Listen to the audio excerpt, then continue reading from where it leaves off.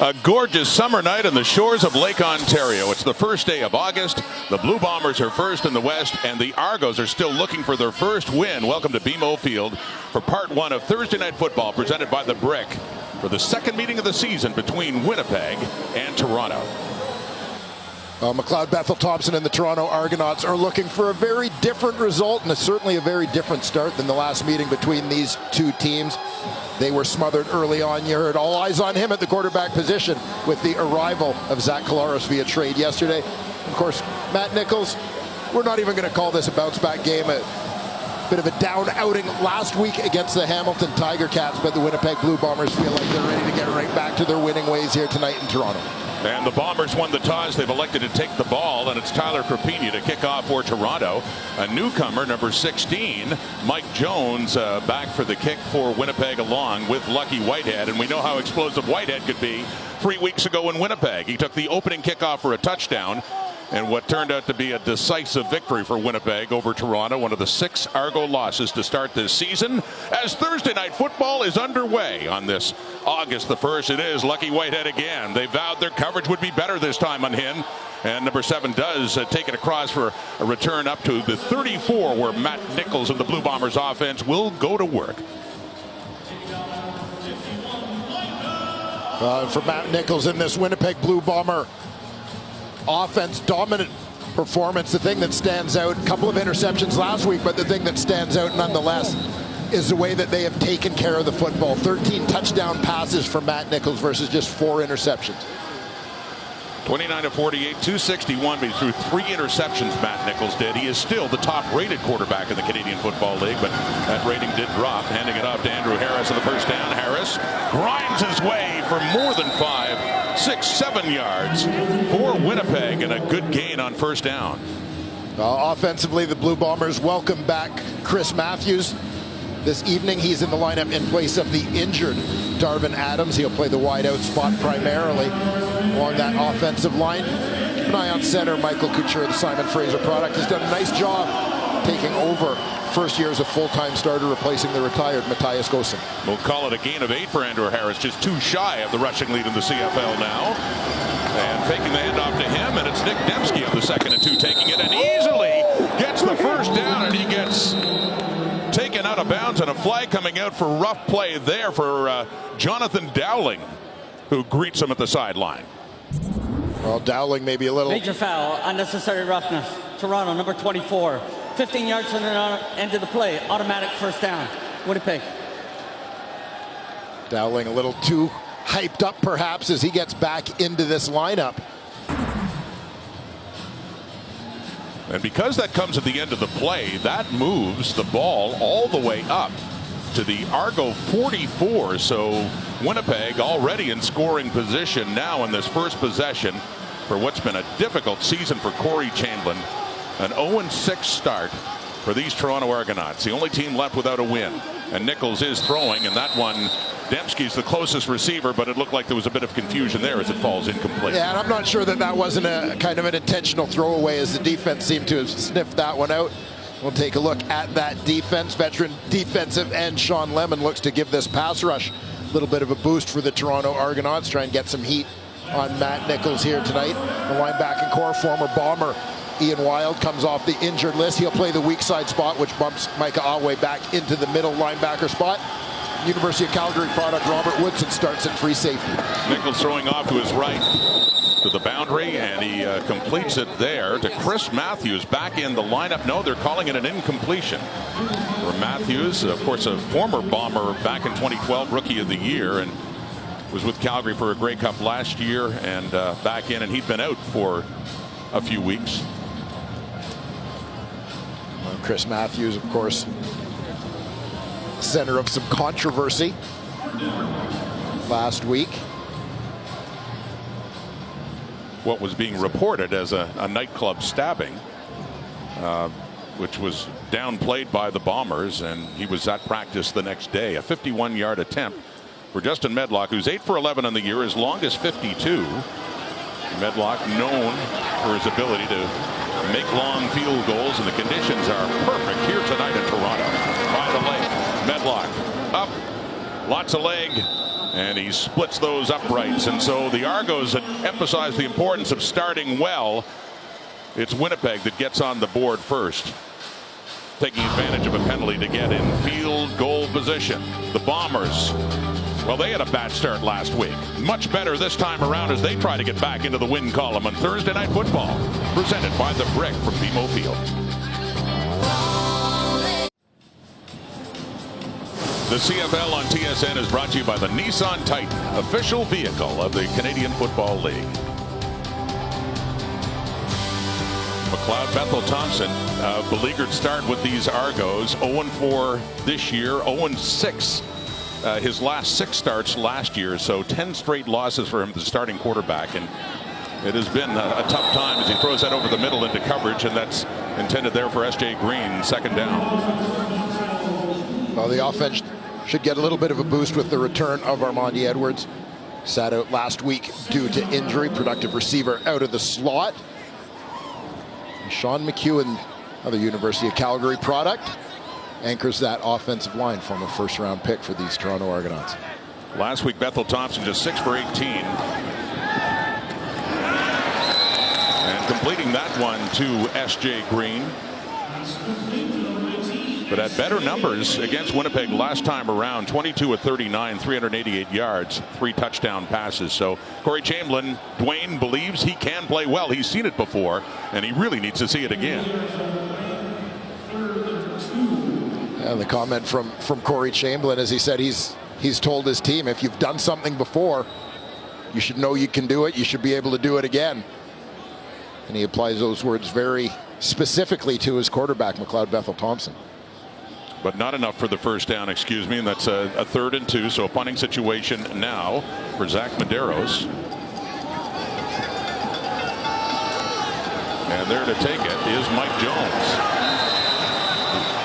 the latest punt returner with the injury to Charles Nelson earlier. And Matt Nichols, this is what he's done against the Toronto Argonauts in his career. And kind of very similar to his numbers this season, quite frankly. Pretty impressive for Matt Nichols overall. Big number, of course. 7 wins versus just 1 loss.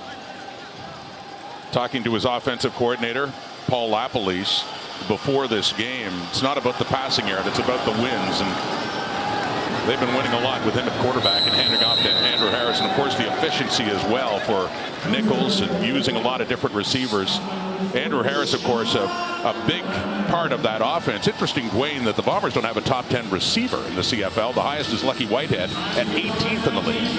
Yeah, but I think it goes along with the fact that, you know, Matt Nichols' numbers have been very good, but not eye-popping. I think it speaks to the Blue Bombers' balance, the way they go about winning football games, the fact that it isn't about putting up big stats, it's just about winning the game. Quickly over to Dembski. And Nick Dembski gets near first down yardage up at the 40 for Winnipeg. It looks indeed like the sticks will be moving again, so that efficient Winnipeg offense that went down for a 51-yard field goal for Justin Medlock in their last possession on the move again now. And, you know, the other thing when you talk about the numbers for various players, individual statistics with these Winnipeg Blue Bombers, is that they're such a balanced team in terms of the way they try to attack. They try to spread the field, try to get the ball to everybody, even in the run game. On 1st and 10. And throwing on it, getting it to Lucky Whitehead in space, but good coverage by the Argo defense. Kadarius Ford is there, Robert Woodson as well, and he barely gets back to the line of scrimmage. Picks up about a yard, maybe 2 for Winnipeg. Yeah, they brought Whitehead in motion all the way across the formation, trying to free him up. So offensive coordinator Paul LaPolice looks for creative ways to get the ball into the hands of his fastest player.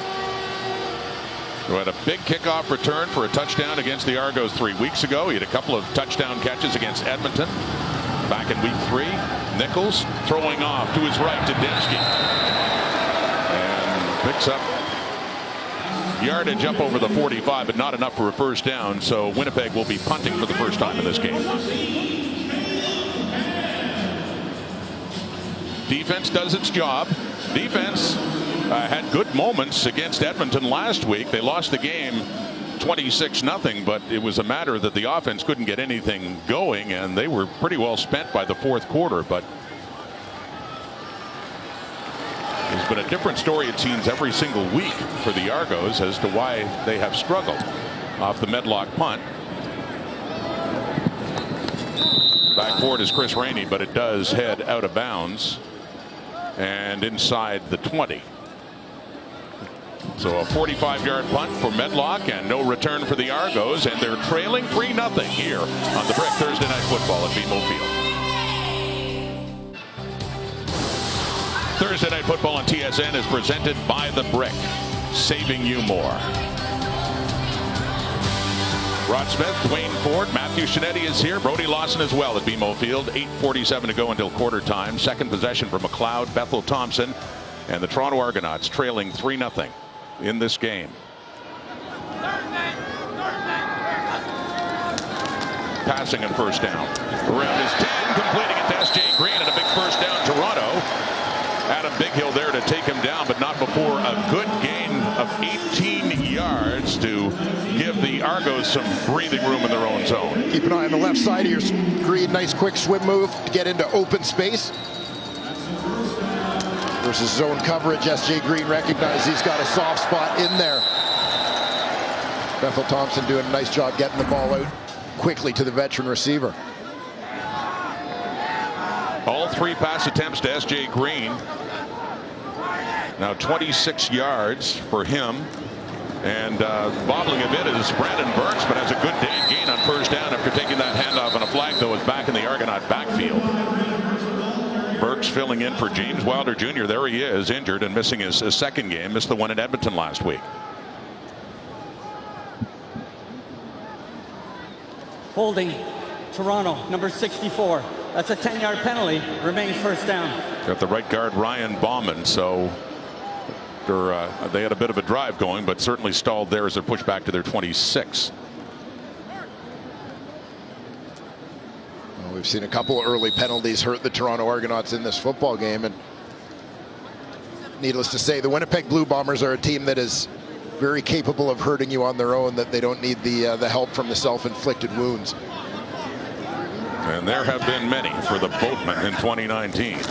0-6, taking the handoff and the hitch and going nowhere for the Argonauts there. Well, taking a look at this Winnipeg defense, it starts with the boys up front. That's led by playmaker Willie Jefferson from his defensive end spot, and he and middle linebacker Adam Bighill. You've got a couple of guys that most people would suggest were among the top handful of defensive players in the league last season. One of the beneficiaries of their work has been Winston Rose, 5 interceptions in his last 4 games. And the long second down, and the Bombers again have it covered well. Chandler Fenner is there to limit the damage on that play, and so the Argos push back because of the penalty on that first catch of the game for Darrell Walker. Will have to punt.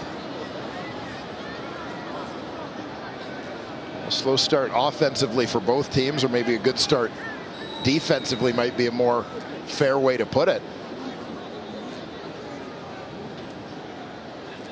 Well, the struggles of the offense have been the consistency. A number of things have got the Argos. Special teams, turnovers, and certainly a struggle to move the football.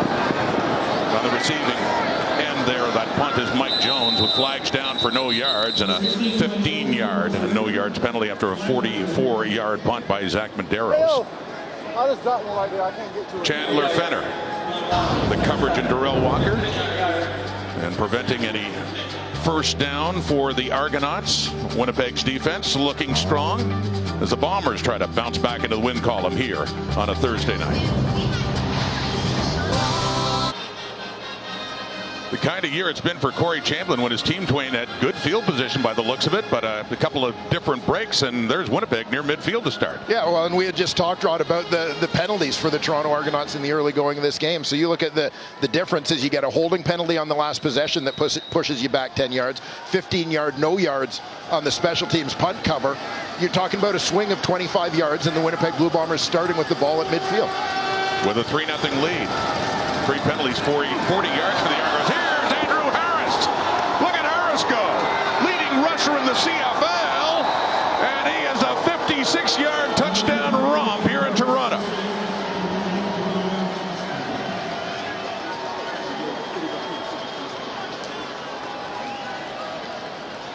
Andrew Harris being Andrew Harris.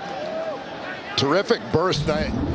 Watching this play, I can't help thinking that Andrew Harris, as he gets older, gets faster.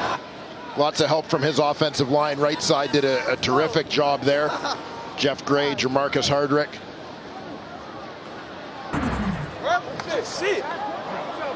All he had to do was run. Well, 3 weeks ago in Winnipeg, the Argos fell behind by a couple of touchdowns quickly. It hasn't been as quick tonight, and it's not 2 touchdowns, but we're looking at, with the extra point here by Medlock, a 10-point lead for Winnipeg. Still in the first quarter here, and this is just the last thing that the Boatmen needed, coming home at 0-6 and looking for some sign that they could turn this thing around. Not so right now. Andrew Harris, earlier in the night, he moved back up ahead on the #1 spot in the CFL rushing list. This season, he has a touchdown on Thursday Night Football and a 10-0 Winnipeg lead.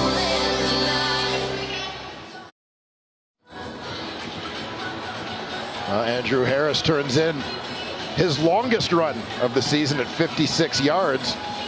Had a 52-yarder against the Argos in the team's July 12th meeting. You're just going to see, if you watch at the top of your screen, watch the right side, everybody gets pinned. Inside here, drive block outside. Great kick out, open up that lane. I don't think Andrew Harris was even touched on this run.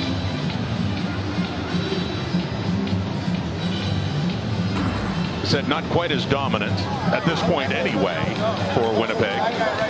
Passing William Stanback. Andrew Harris up to 562 now, and then Stanback plays tomorrow night against the Ottawa Redblacks. So that could be a good battle all season long. William Powell of Saskatchewan in there as well. Andrew Harris, the rushing leader in the CFL in consecutive years in 2017 and 2018, and leading the way again. Good start to the season and a great run. And so Medlock kicking off when the Argos were in a 10-point hole. They were down 21-0 in Winnipeg at the end of the first quarter. 3 weeks ago, Chris Rainey, and pursued there by Derek Jones, heads out of bounds. So after the 26-yard return by Rainey, the offense under more pressure now to do something and at the very least sustain some drives and give their defense a bit of a break. That's been a problem too. And certainly for a team that has struggled to get good starts, and the Winnipeg game obviously is the one that stands out as the opening kickoff was returned against them for a touchdown, but there's got to be a response before they find themselves in a hole. McLeod Bethel Thompson 4 for 5, but not enough yardage. Penalties hurting, and a high tackle there. Kyrie Wilson taking down Brandon Burks. Picks up good 5-6 yards for the Argos. Second down. We'll take another look at the big hit there.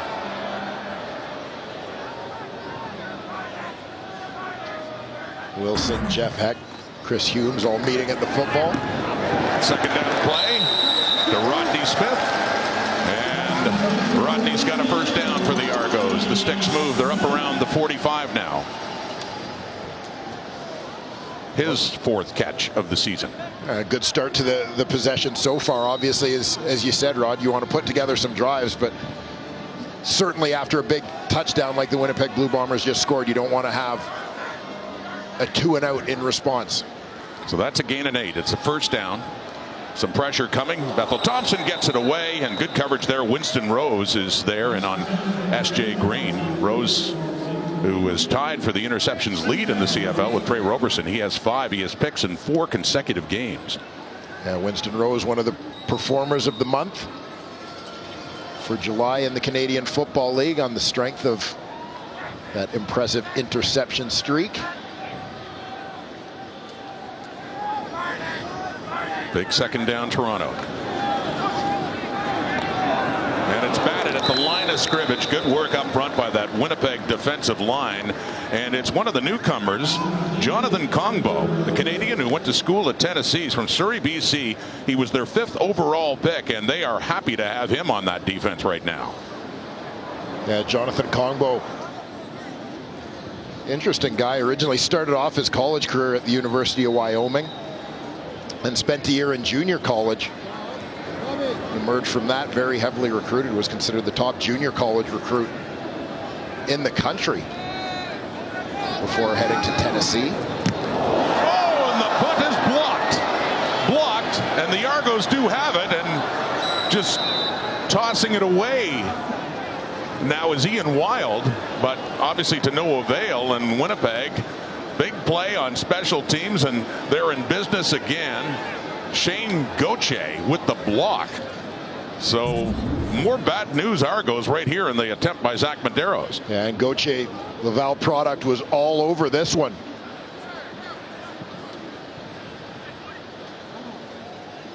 Just a bust on the right side of the protection. Gauthier wasn't in the middle. He was the second man from the left side. We'll get another look at that. But special teams continue to be a big concern for the Toronto Argonauts, and really continue to be one of the themes, Rod, through the first half of this 2019 CFL season. It really does. It's plagued several teams. In the case of the Argos, a month ago, their last home game here against BC, it ended on a missed field goal, and Chris Rainey unable to keep his feet in bounds. It went out for a rouge, a single point, and that's what the Lions won by, 18-17. Now a discussion here with the officials over the spot of the football, as Ian Wild had picked it up and thrown it, and initially Intentional grounding. Toronto, number 44. Point of foul is the 16-yard line. We'll have a change of possession of the ball. Be Winnipeg first down. Yeah, it's a heads-up play by Wild to do what he did, because he's trying to save that field position instead of falling on it closer to his own goal line. You throw the incomplete pass on third down. It's just a turnover on downs at the original line of scrimmage. So a heads-up play, but with nobody near him, he's just throwing it away and gets called for grounding. So after the block by Gauthier, Winnipeg has the ball at the 16 of the Argos, and they have a 10-0 lead. It's happening again. Lucky Whitehead breaks a tackle, and Lucky pushed out, but a flag is down as well, as he got that down around inside the 10-yard line. Yeah, I suspect we're going to see a hold here on the perimeter.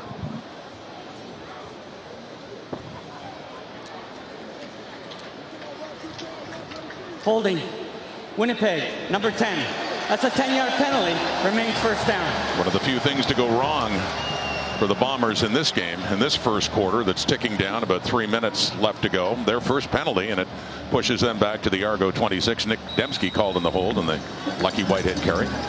Yeah, Sean Lemon wasn't able to come up with the tackle, but what he did do was disrupt the play enough that it threw off the timing. It meant that players like Dembski blocking out on the perimeter had to hold their blocks a little longer. That's what led to the holding call. First and 20. Some pressure on Nichols, but he does get it away. That's completed to Kenny Lawler, his first reception. It's inside the 20, so they get some of it back.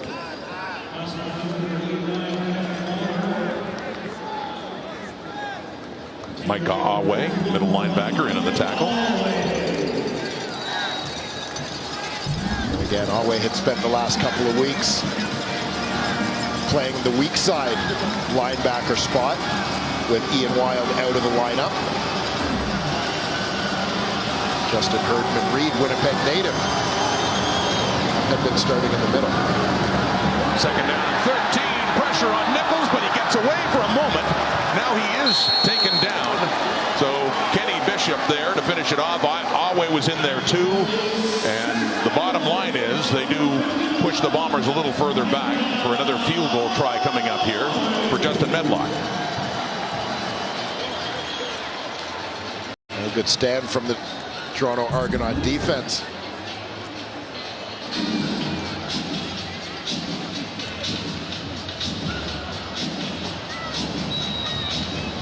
Job collapsing that pocket all around. Alway hadn't come on the blitz, but stepped up as Nichols attempted to escape. This one coming from the 33-yard line from Medlock. He had a 51 earlier, and he is 2 for 2 on the night. And more points on the board for the 5-1 Winnipeg Blue Bombers, who take a 13-0 lead now late in quarter time. Well, Thursday Night Football presented by the Brick keeps rolling tonight as the Ticats take on the Rough Riders. Plus, don't miss a live halftime performance by BC native Chad Brownlee. Catch the action immediately following this game only on TSN. Thursday night concert series continuing here on Thursday Night Football. Chad Brownlee, former hockey player, coming up in game 2. And coming up in game 1 at the house, classified Nova Scotia performing here for the fans at BMO Field, and the Bombers are performing for their fans that are here. Their house. They do need to pull together and a whole lot more right now on offense again. McLeod Bethel Thompson handing it off. Chris Rainey, he bounces off a tackle and finally does get taken down up near the 45. I'm glad to see the Argos, despite being down by a couple of scores, not stray away from the run game too early on. We've seen Brandon Burke stay involved. Now Chris Rainey getting involved. I think they've got to make sure that they keep that balance in their offense. Don't get into a situation of creating too much pressure for quarterback McLeod Bethel Thompson. And with this, the second and short, Dakota Prukop, who got some reps at quarterback last week in Edmonton for the Argos, went 8 for 13, but here in short yardage, and he is met. And I think he still got it, his furthest advancement. But boy, Adam Bighill put up a blue and gold wall, didn't he? Well, honestly, I kind of keyed in on Bighill on that play, and it was as if he knew the play and the snap count. Timing it up perfectly. He's right on the right edge of your screen.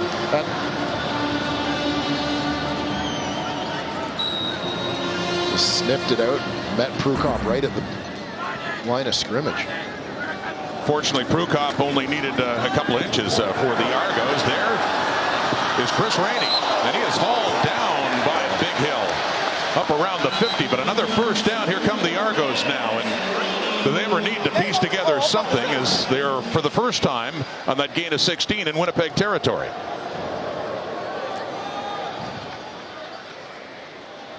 Major foul, unnecessary roughness, horse collar tackle, Winnipeg number 4. 15 yards to the end of the play, automatic first down, and one more play in this quarter. Well, Adam Bighill can flat out run, but I think kind of realized if he didn't get hands on Chris Rainey however he could, that the speedster was going to turn the corner on him. It's the last play of the quarter. At the 35, and pressure, he just throws it up, and it's nearly intercepted. Winston Rose was that close to having a league-leading 6th pick on the season. So when things have been going well for the Argos, there still is a moment where they have to hold their breath and hope it doesn't go back the other way. Winston Rose was close there as Bethel Thompson under pressure threw it up, and they do indeed call it a quarter. Another very productive quarter for the Winnipeg Blue Bombers over the Toronto Argonauts. It was 21 points in the quarter 3 weeks ago. It's 13 points on the board right now. Argos at 0-6 have that much more work to do here on a Thursday night, presented by the Brick at BMO Field. A 13-0 lead after one quarter by Winnipeg. Total domination in the opening quarters, especially against Toronto, Dwayne. 34-0 if you count the other game 3 weeks ago in Winnipeg. But the Argos, as you had mentioned earlier, penalties really hurting them. Yeah, they certainly did. And you look at the score of this football game, and I guess it depends on whether you're a glass half full or glass half empty kind of person. We said the Argos needed a good start. I guess maybe that's a relative term, but 13-0, obviously not where they wanted to be after the opening 15. So you're saying it's 8 points better than the 21 That's right. before, but sure. It is progress. Yeah, and talk about the glass half full. If you argue the Winnipeg side, the Bombers certainly impressive on defense and special teams, and the big run by Andrew Harris too over 50 yards for the touchdown in this game, and a couple of Medlock field goals, hence the 13-0 lead to start quarter number 2. But Toronto in Winnipeg territory, another one batted away and nearly intercepted by Kyrie Wilson. So for the second time in this half, McLeod Bethel Thompson has had passes deflected at the line of scrimmage. Yeah, you certainly give credit on one hand to the Winnipeg defensive line for getting their hands up on this rush. Willie Jefferson closest to the bottom of your screen. He's done that a time or two, hasn't he? Yeah, I mean, there's a massive wingspan there, but at the same time, you have to recognize against guys like Jefferson, Jeffcoat, Kongbo now as well, big tall guys with that wingspan. You got to be aware you've got to hold firm at the line of scrimmage. Tyler Carpina is wide. That was just his second attempt since joining the Argos. Lucky Whitehead brings it out, and they do have him covered, so Winnipeg will start deep in their own zone. But the Argos' efforts to get on the board are to no avail. Let's go down to the sideline and join Matthew Shinetti. Matt. Well, Rod, Zach Collaros is back in Toronto. This is where he began his CFL career back in 2012 and 2013. A trade with the Rough Riders, draft picks going the other way. The big concern, though, is Zach Collaros' neck and head since that hit by Simone Lawrence in the third play of his season back in week 1. As we can see, Zach Collaros is here. He's talking to James Franklin.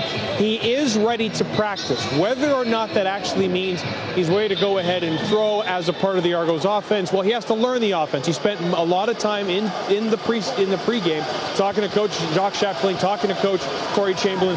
Collaros is excited to be here, and the Argos are telling me that, listen, they will be evaluating the quarterback position right now. McLeod Bethel Thompson is the starter tonight, but the Argos are going into a bye week. They are expecting players on both sides of the ball to come back, but Zach Collaros, when healthy, could be an option to start for the Toronto Argonauts, guys. Thanks, Matthew. You saw Jim Popp earlier, and talking to him before. They have a bye week next week, Matthew talked about, and we'll see. It might take a few weeks longer for the reasons that Matt just laid out. But Argo fans remember what he did backing up Ricky Ray back in 2013, there for 2 seasons in Toronto and back in double blue. Andrew Harris has had a big game. This time, catching it, Alden Darby hauling him down, but not until he gets up to the 20, and a first down for Winnipeg. Gain of 11 yards for Andrew Harris. Andrew Harris just continues to cement himself as one of the great Canadian players of all time in this league, climbing the charts of all-time Canadian rushers in CFL history. Certainly is. Oh, that's in and out of the hands of Chris Matthews. And it'll be a second down for Winnipeg. Yeah, just let this one get into his body through the hands off the pads.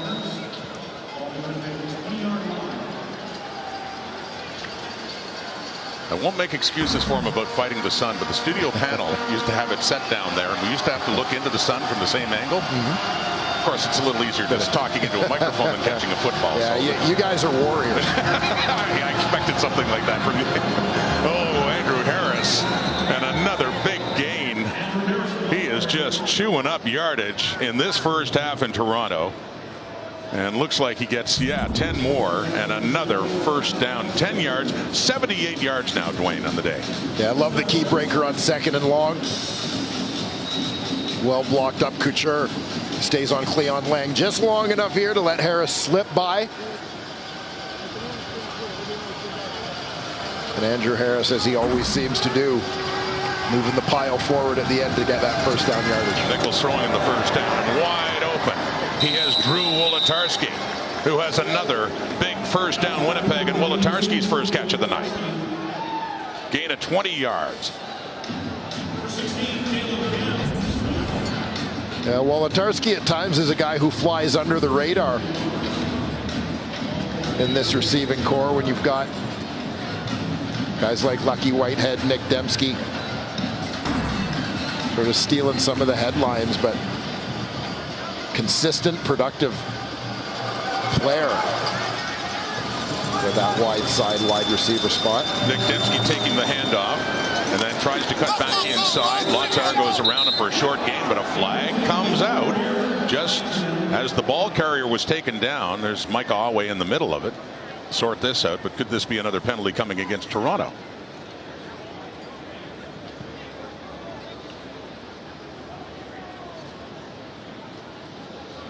And it is.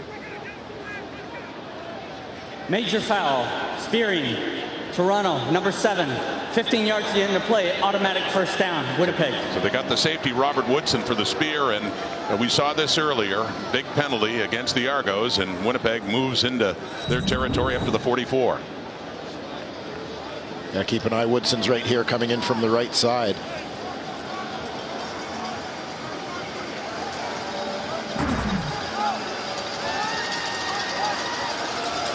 Five penalties, 55 yards. Nichols throwing again as Matthews, who's pushed out by Abdul Kenna, but not until another long Winnipeg gain of 24 yards. So here is Winnipeg, 13-0 lead and pushing for more. They have it down to the Toronto 20. Yeah, nice placement of the football here by Matt Nichols. Bit of a throw behind, back shoulder throw, but keeps it away from the defender Kenna to that outside. There's offensive coordinator Paul LaPolice, who loves to mix it up. The pass, the run, he certainly has the tools, like Dembski. Hey, breaks a tackle, he gets inside the 15, and he wanted more. Thought if he could have kept his feet. A gain of 8 yards nonetheless for Winnipeg. They got to be proud back at Oak Park High School in Winnipeg, the way the offense is going tonight. A couple of their alumni, Nick Dembski and Andrew Harris, supplying the bulk of the offense so far for the Winnipeg Blue Bombers. Harris, 5 carries, 78 yards, and that big 56-yard touchdown. Dembski, 10 yards on the ground. They both have had receiving yards too. 9th play of the drive. It's direct to Harris as he keeps pushing his way along, and the Argos come up with the football. Argo ball on a turnover as Harris coughs it up. It's in the hands of Kadarius Ford. So there's a big break for the double blue, and there haven't been many, but Winnipeg deep and threatening to pad that 13-point lead. Lose the ball as it's going to be scrimmage right at the 7-yard line, Toronto. Andrew Harris coughed it up right there. Herdman Reed had greeted him. Kadarius Ford picks it up. Argo football still down 13 in the second quarter in Toronto. Bittersweet night for Andrew Harris, who's been brilliant on the ground especially, but bitter that he did cough up the football with a chance to score more points, Dwayne.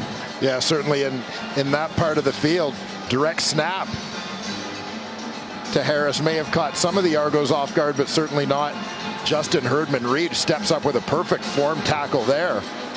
You know, I think the Sturgeon Heights product, Herdman Reed didn't like all the talk about Oak Park, had to put a stop to that. Let's go, man. A couple of solid Winnipeggers head-to-head there, and it's the Argos with the football after a 4.5-minute drive. Brandon Burks going to work, first down and more. Argos pushed out of bounds there by Adam Bighill. Was going to say important for the offense to get something going though Dwayne, with the defense probably tired, even though they didn't give up points. Yeah, a combination of being tired, and also when you look at the field position battle as well. Anytime you get pinned down here, again, you know, the ideal would be to go march all the way down the field and score, but at the very least you got to get a couple of first downs, balance out the field a little bit. So 1st and 10 from the 26, and a flag goes down. It's Regis Sibisu, the fullback on the receiving end there, but a flag down in the Argo backfield.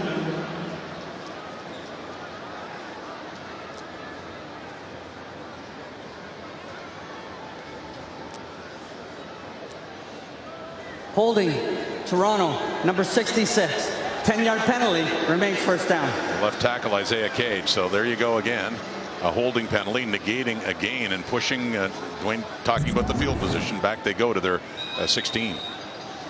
Keep an eye right here on the matchup And Isaiah Cage at left tackle working against Willie Jefferson. Jefferson catches him off guard. That inside move. You often anticipate when you're blocking on the edge that if there's not anybody lined up outside that guy's going to take a contain rush to the outside. Toronto, number 64. It's a 5-yard penalty. Remains first down. From the left tackle to the right guard, and it's the veteran Ryan Bauman called for procedure. So 7 penalties for 70 yards, and they must be getting so tired of seeing this. The Argos, that is, as it's pushed back to the 11. Well, you remember what I was saying about the big play from Burks to get them out from under the goalpost? Negated. Yeah, never mind. All the way back. They started on the 7, and yeah, they're going backwards right now after a good gain by Burks. Bethel Thompson. And that is completed. Over to the wide side. It is Darrell Walker who gets some of it back up across the 20. The gain of 11, but still more work to do here on a second down and long. And still pretty deep in their own zone. Well, Darrell Walker, quiet start here tonight, but had by far his best game as a Toronto Argonaut in the loss to Winnipeg on July 12th. 9 catches for 188 yards. Bethel Thompson, and dumping it off to Burks now, who spins and avoids a tackle, but yes, another flag is down back in the Argo backfield, and not enough yardage for a first down by Burks.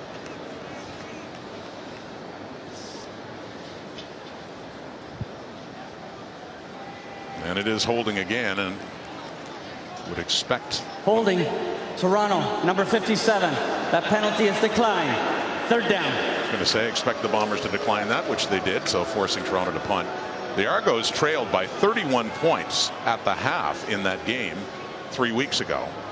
And as Dwayne alluded to, they certainly improved in the second half, albeit down a lot of points, and they did rack up a lot more offense, outscored Winnipeg for whatever it's worth. And in that second half, Zach Medeiros had a punt blocked in this game. No pressure coming that time with Mike Jones back for it at his 35. And Robert Woodson is there, and then a double blue wall there to make sure Jones doesn't go any further after a 46-yard punt by Medeiros. It's a great night here at BMO Field. Great summer Thursday night. Not so great for the Argos. Winnipeg looking good, leading at 13-0. Midway through the second quarter, and the Bombers lead. Wouldn't be Thursday night without Brody Lawson. Where are you, Brody? Hey guys, I'm hanging out at Budweiser Porch. Look, it's $5 beers, $3 hot dogs tonight at BMO Field, which really I don't think you can beat to kick off an early long weekend here in Toronto. What's better, you get a great view of the field. Lake Ontario is right behind me. This stadium is stunning, and I couldn't think of a better place to be. Guys, back to you. Might be better than up here. Thank you, Brody. You had me at $5 beers. You had both of us at $3 hot dogs, I would think. What do you? No, I don't do hot dogs. You don't do hot dogs either? Don't do hot dogs, buddy. Oh, I guess it's all up to me, is it? There's first down and 10 for Matt Nichols. Over to Andrew Harris. Fumbled the last time he touched the ball. Has a good gain there for another first down. Blue Bombers up near midfield. Well, I spoke out of turn. I apologize.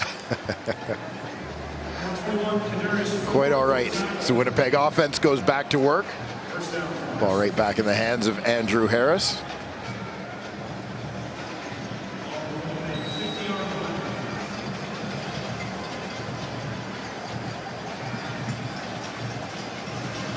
This Winnipeg team coming off their first loss of the season at Tim Hortons Field. They've stayed east. They went to Guelph, the University of Guelph, to practice all week, and things going much better than against the Ticats last week. Harris again, and up near midfield for the Bombers.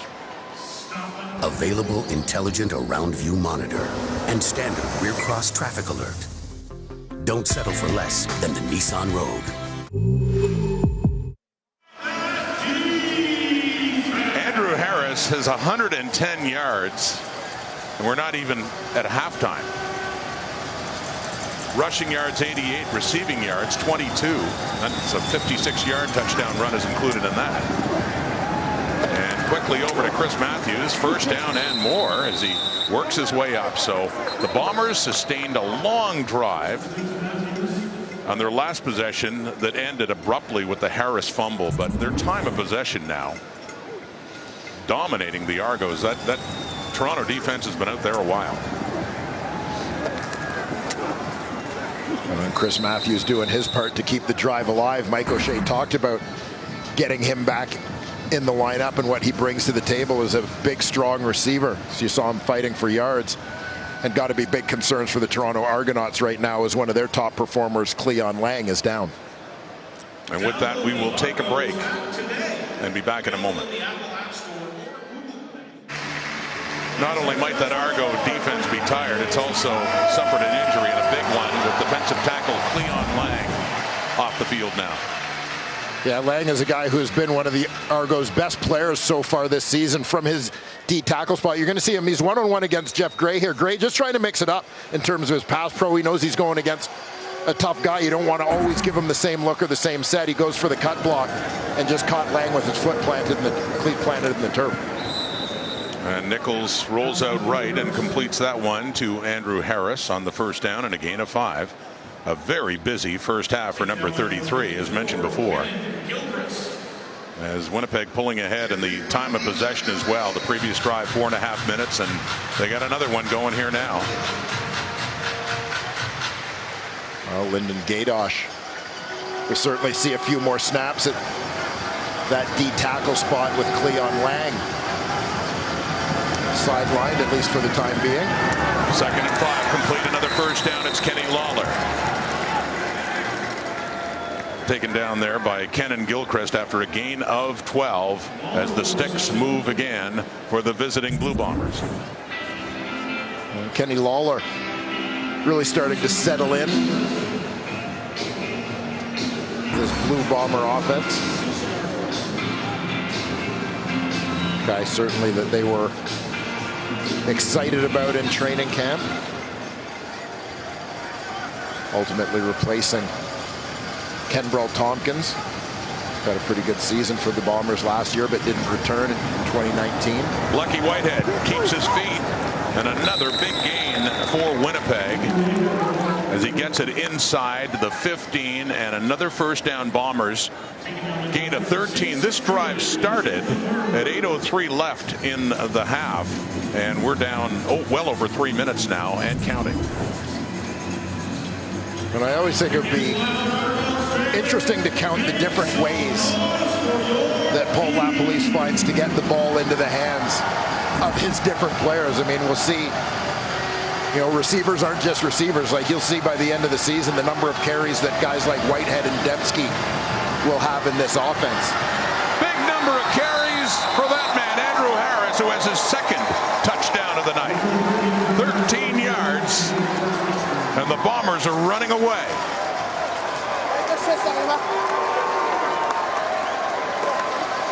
Well, maybe a little unfinished business on that drive as they got down to a similar point on the field where Harris fumbled on the previous possession. This time making absolutely no mistake. And again, let's watch the work here of the Winnipeg Blue Bombers offensive line. It's bodies on bodies. Hardrick does a nice job on the right side to create an opportunity for Harris to make that cutback. And it's hard to think of him making amends on a night where he's been such a star, but he did have that fumble on the last one when they were down at the 7, and I don't think Andrew Harris has anything to worry about as far as this night, especially 7 plays, 70 yards. Another long one too, 3:44 taken off the clock, and this is just utter dominance again by Winnipeg over Toronto for the 2nd time in 3 weeks. Take another look here. Up close and personal. You see Hardrick getting hands on Micah Alway. That opened up that cutback lane for Andrew Harris. Terrific vision from him to spot that and bend it back for the major. The backup quarterback, Chris Streveler, has been in, taking the snap and handing that ball off to Andrew Harris. Has 101 yards on 8 carries on the ground and 27 more yards through the air on 3 catches. And most importantly for Winnipeg, a 20-0 lead. As mentioned, 3 weeks ago in Winnipeg against the Argos, they had a 31-point lead at the half.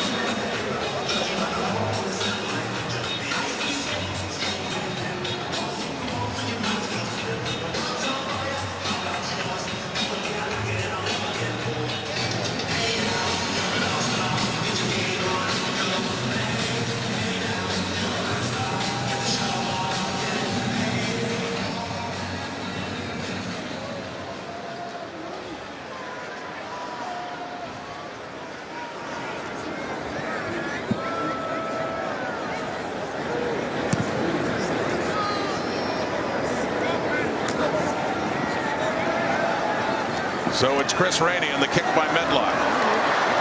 And on the return, and pulls his way out with a flag down up across the 40. Halftime is getting closer, though. 3:52 on the clock, and the Thursday night concert series will continue. Pride of Nova Scotia classified to perform here for the fans at BMO Field. Just a few minutes away. Yo, big football game coming up. All we got is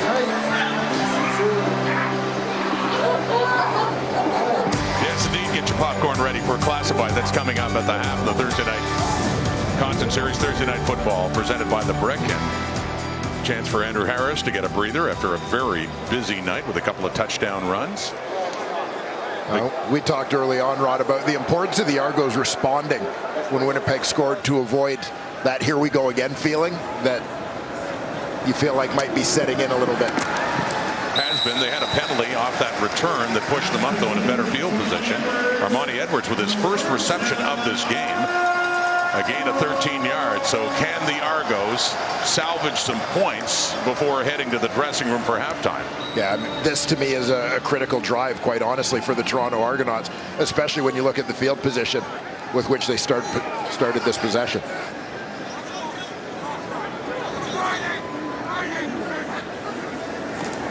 Cloud Bethel Thompson facing some heat, gets it away, has a receiver open. It's Darrell Walker, but the ball sails just a bit too far. That would have been a touchdown for Toronto. Yeah, and this is a direct result of the pressure that the throw is off the mark. He's got to throw this ball a little bit earlier than he wants to throw it. Craig Rowe, I believe, was closing in on him.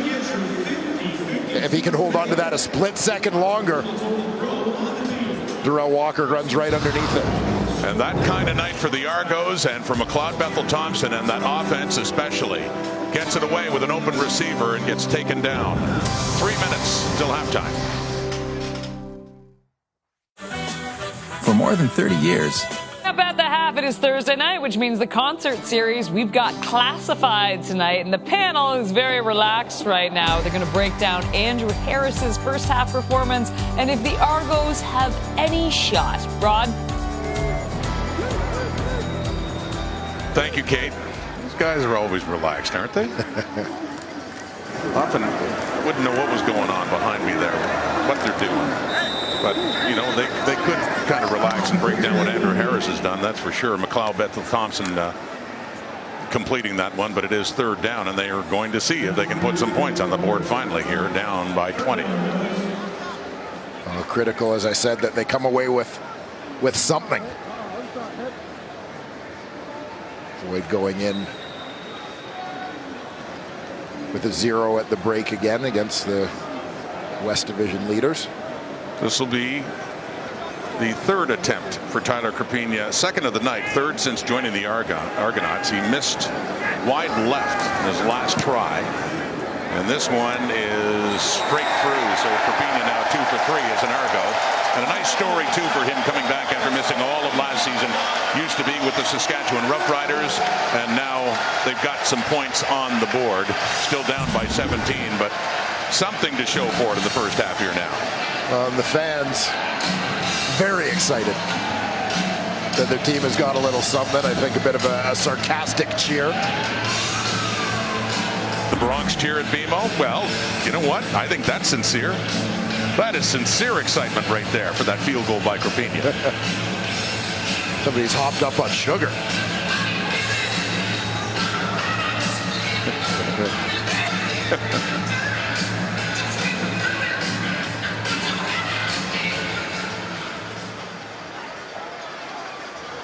Lots and lots of sugar.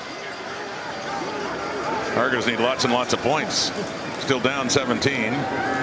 Little play fake and dumping it off there to Dembski, and Dembski is taken down by Dowling and looked a little sore getting up too. So let's head back down to Matthew.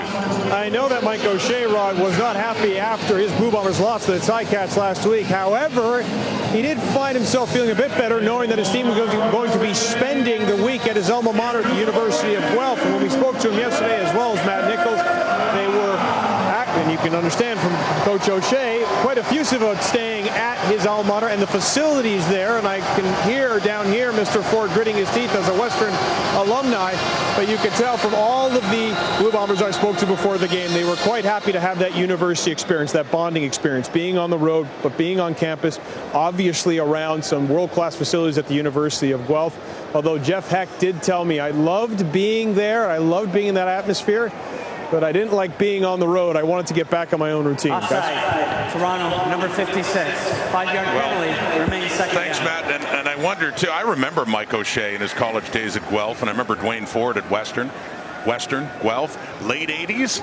Was there a chance a Western fullback ran into a certain Guelph linebacker ever? Yeah, we would have played against each other in 89 and 90, my last couple of years. I remember Osh started as a freshman at Guelph, come down from North Bay.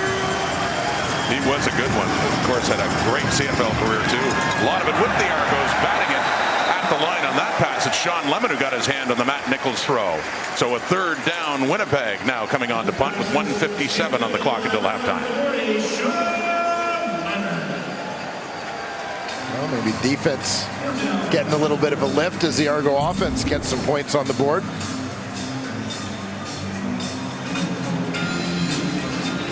Sean Lemon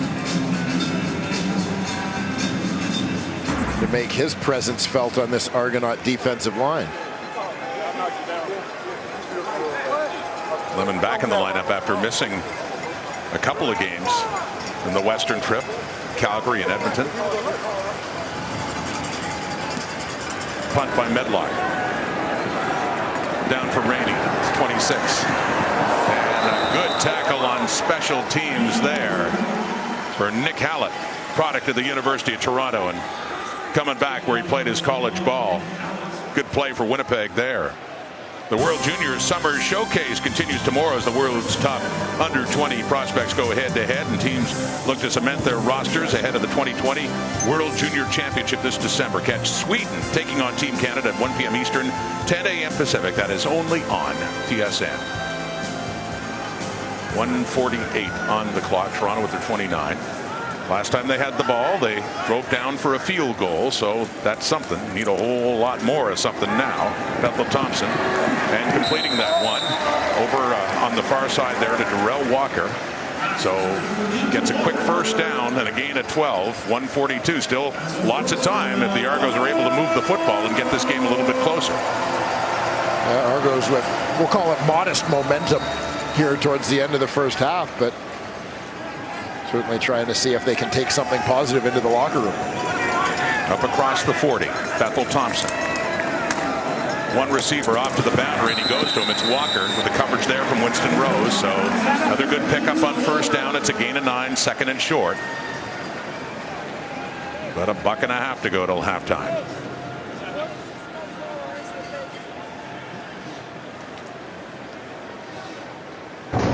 We mentioned Darrell Walker had his biggest game of the season, starting off the road trip against Winnipeg. He had 13 targets in that game after 13 total leading up to it. Brandon Burks on the carry for another first down. So up near midfield, and certainly another first down or two away from at least another field goal try if they can do it.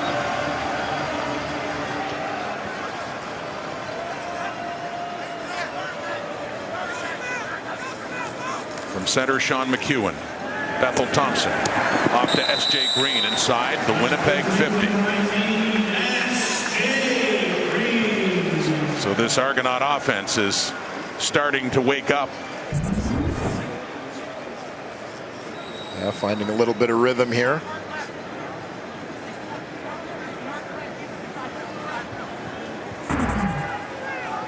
Good gain on first, another second and short for Toronto.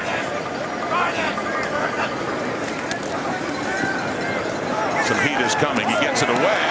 Brandon Burks has a first down and more, but a flag is down as Adam Bighill rides it down inside the Winnipeg 35, but that flag is way back in the Argo backfield. Some fingers are pointing that it's against the Blue Bombers, and it looks like indeed it is. Major foul, roughing the passer.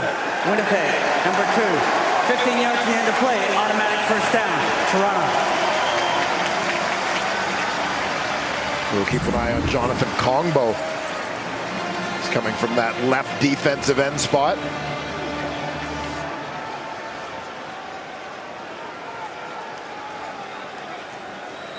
Apparently the feeling that he was a little late with his arrival. Finishing his tackle after the ball was thrown, and Bethel Thompson, and now it's whistled dead just as he went back.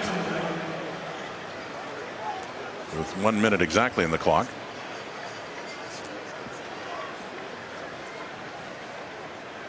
Classified coming up at halftime. Part 2 of the doubleheader later with the Tiger Cats and the Riders at Mosaic.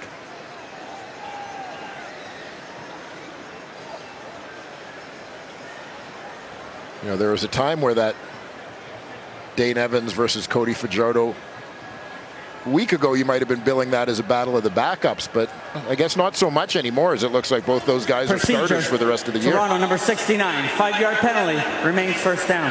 The right tackle Will Campbell called in the procedure. You're right. I mean, and Hamilton has to press on. No Brandon Banks tonight, but no Jeremiah Masoli for the rest of the way because of the ACL. A devastating loss, and they have to learn to deal with that. And they're 5-1 in a big win over Winnipeg last week. But taking on the Riders with Cody Fajardo taking over for Zach Collaros, who is now a member of the Toronto Argonauts. When would he be available?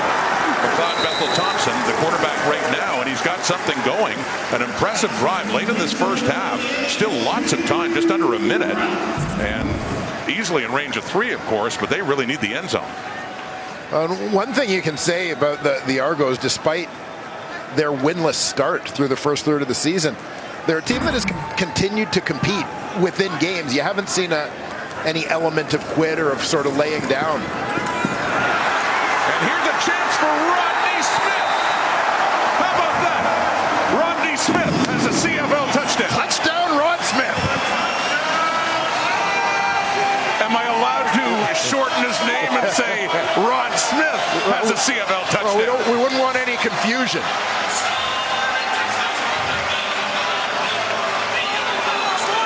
And I think the real headliner here is the Argos have a touchdown, and did they ever need it? So down 20-0, they get a field goal, they get the ball back, and then they get this, Dwayne. Yeah, perfectly executed drive. Bethel Thompson and the Argonauts. Good patience there, waiting for the play to develop. Rodney Smith, not to be confused with Roderick Smith, finds the end zone. Oh, the speed and the hands, they often do make that mistake, right? Good for Rodney Smith. Got a touchdown with the double blue. A much needed one. Watch for Smith coming from the right side of your screen. Just spots that opening in coverage. Sits it down. Easy toss from Bethel Thompson. He's in for the major.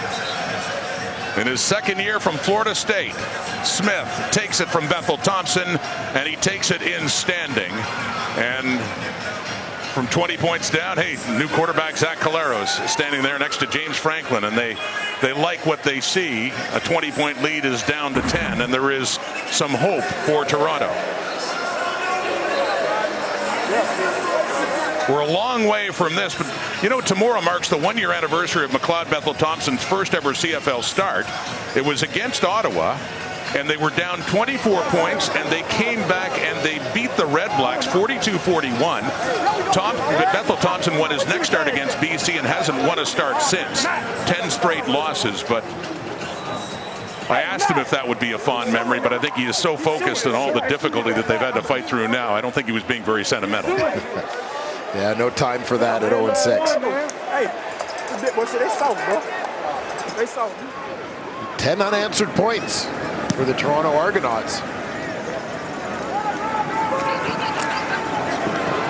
Lucky Whitehead really hurt the Argos the last time they played. A flag down, and they've done a good job covering him. 33 seconds on the clock until halftime, and that Bomber lead has been cut in half.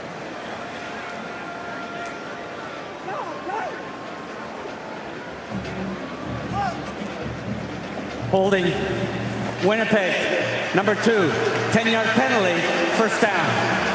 Another penalty for the newly inserted Jonathan Kongbo.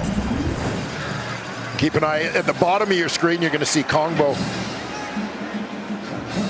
corral Sean Harrington.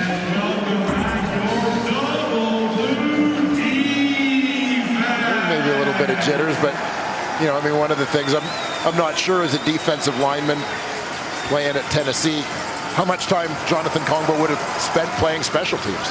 It was still a little bit of a learning process for him. So they set up the screen to Harris with just a few ticks left in the half.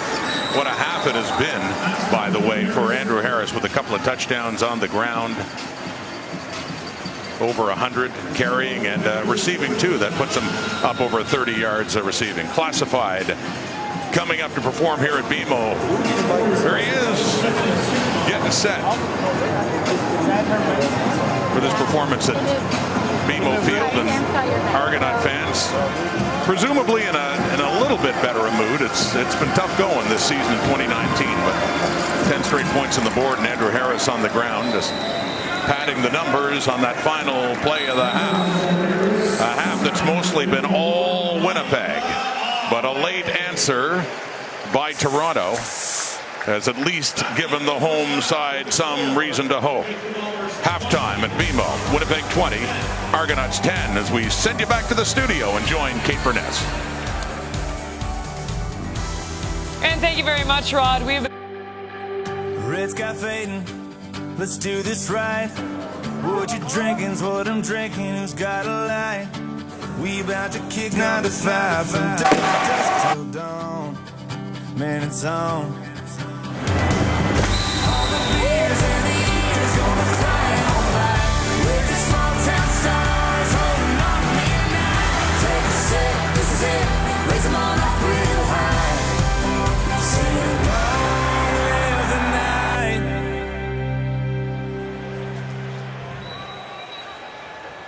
Welcome back to BMO Field in Toronto as the sun gets ready to set, and suddenly it's looked a little brighter out for the Toronto Argonauts with 10 late points. They're still down by 10 to the Winnipeg Blue Bombers, have been in command most of this game, but Thursday Night Football presented by the Brick underway in the second half with the ball in the hands of Chris Rainey. And as he gets a good return up to his 40, the question becomes, did the Bombers step off the gas like they did 3 weeks ago with a big lead? And if that's the case, can McLeod, Bethel, Thompson, and Toronto do what they did before and seize more of the momentum? Yeah, it's still not obviously where they want to be, but the reality is for the Toronto Argonauts that what you have coming out to start the third quarter is a smaller deficit with more time to overcome that deficit. The pushback started earlier for the Argos, so they're not in as deep a hole. And Jackson Jeffcoat up front, good defensive end for Winnipeg, is out with a lower body injury. Craig Rowe in there, and a completion to start the second half. So a good start, Argos, to the Winnipeg 50, just like that. Another completion for McLeod Bethel Thompson, who was 16 of 22 for 151 yards, 1 touchdown, no picks in that first half. Good protection here as they get him on the move. You'll see they get things blocked up, which allows him to be patient. He's looking further to his left first on the front side and has to wait for S.J. Green to come open. Coming from the backside of the play across the middle, because he has the protection, he's able to get to that point and deliver a strike to S.J. Green. Gain of 16, 4 catches, 52 yards for S.J. Green. And a flag is down. Toronto, number 66. 5-yard penalty, remains first down. The left tackle, Isaiah Cage, called on the procedure. So they move the ball back to midfield now. And a 1st and 15.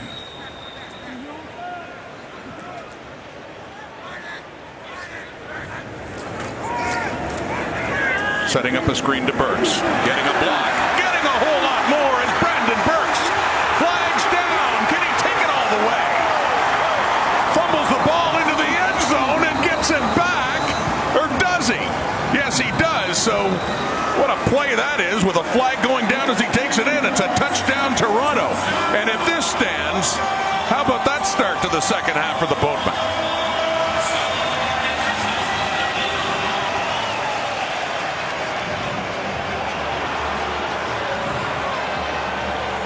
Big suspense here. What's the ruling on that flag? After yards were gained, holding Toronto. 10-yard penalty, first down, Toronto. So this is as animated as this crowd here at BMO has been all night as they boo that call. So Toronto does get the yards gained. They get the first down. It's at the 45. It could have been a whole lot better. Nice execution here. Watch left guard. Tyler Holmes gets his count. Gets out on his man. Great block at the point of attack to spring Brandon Burks. And terrific balance to stay up on that one. Made things a little exciting at the end. Sure did. Shades of Ronald Flemons. Do you remember the defensive lineman for Argos going into crossing the line in BC and dropping the football just at the goal line? Much different circumstances back then. The only comparison being the colors, and this, of course, is negated by penalty anyway.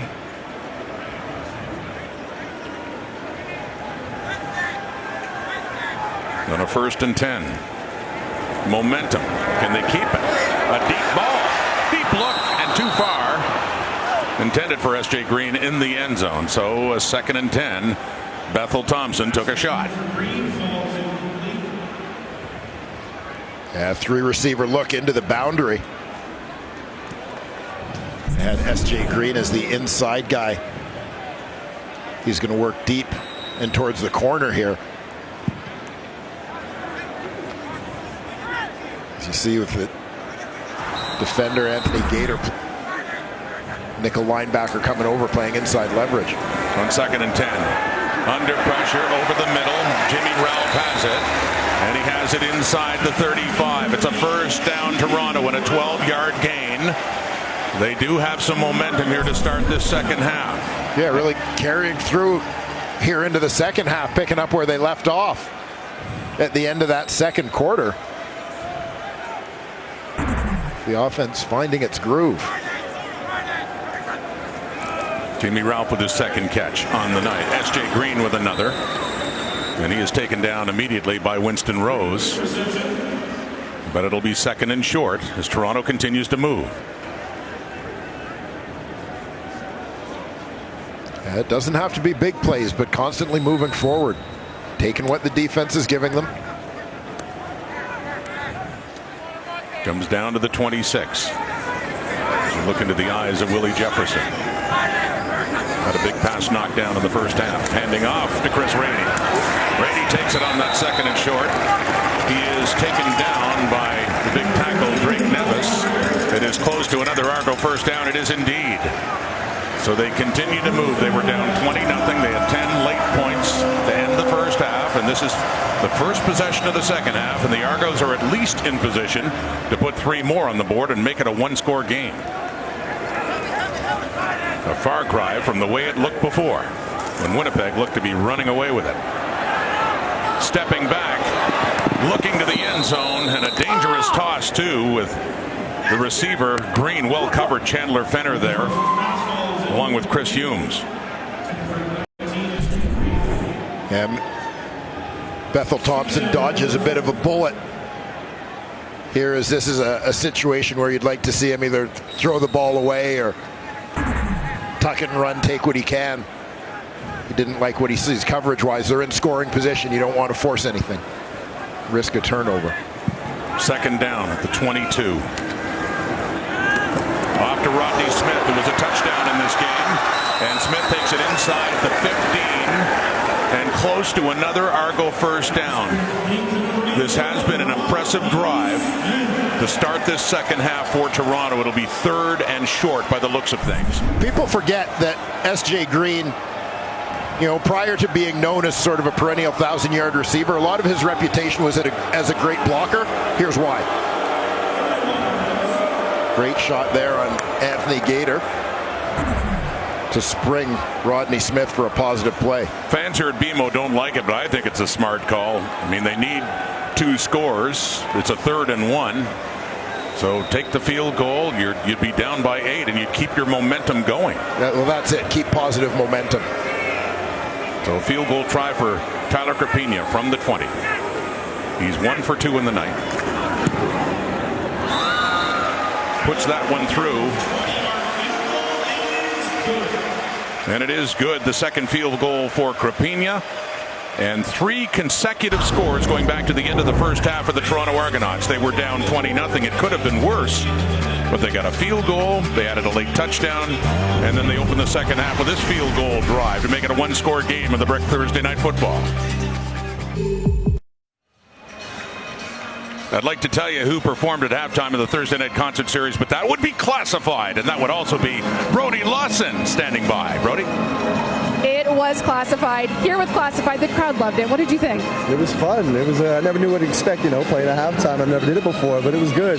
Good vibes to the crowd. I think the game's about to change tide. I think the Argos are going to start doing it now. So. You were telling me earlier today about your new music video that just dropped. Give fans a bit of a taste of that. Yeah, Super Nova Scotia. It's something I did with a bunch of guys from Nova Scotia who've been doing their thing. Pat Stay, who's one of the biggest battle rappers, Scratch Bastard, who's one of the biggest DJs in the world, kind of connected all these Nova Scotians and Bubbles from Trailer Park Boys. We did a funny video, fun thing my brother directed. It's out right now, so. Everyone has got to go check it out. Speaking of Maritimers, Atlantic Schooners always talk about football on the East Coast. How do you think it would do? For years, amazing. We need stuff like that out there. We just got a soccer team, and that's been killing it. It's been going really good. So I've been hearing about the Schooners for years. I think it's time to make it happen now. All right, I think fans agree. We'll send it back to you guys. Thank you, Brody. And a penalty against the Argos after a big defensive play. Winnipeg, number 15. Excuse me. Point of foul, second down. Nichols calling for a penalty, but he is called for grounding there, and this is more momentum going Toronto's way. Yeah, things certainly picking up for these Argonauts. And, you think early in this football game,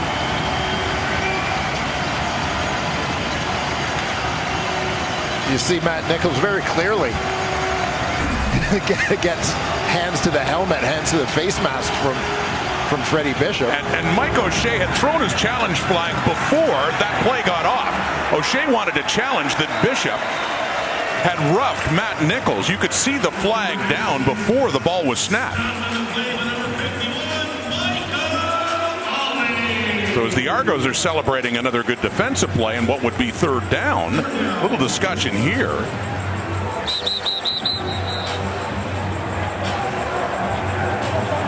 It'll be interesting to see how they choose to handle this again. Eye in the sky. Well, from our vantage point, prior to the start of the previous play, Winnipeg had the challenge flag out. And an important challenge, too, from the replay we showed you before, because clearly that should be roughing against Freddie Bishop and the Argos.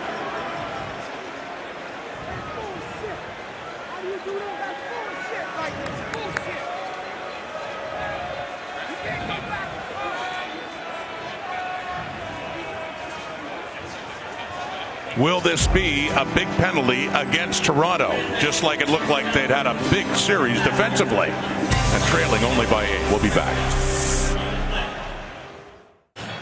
A big challenge by Winnipeg. Was it roughing the passer? Awaiting word from referee Kim Murphy. And I'll correct my faulty math. A 7-point lead for Winnipeg, 20-13. So the Argos within a touchdown. How about this ruling?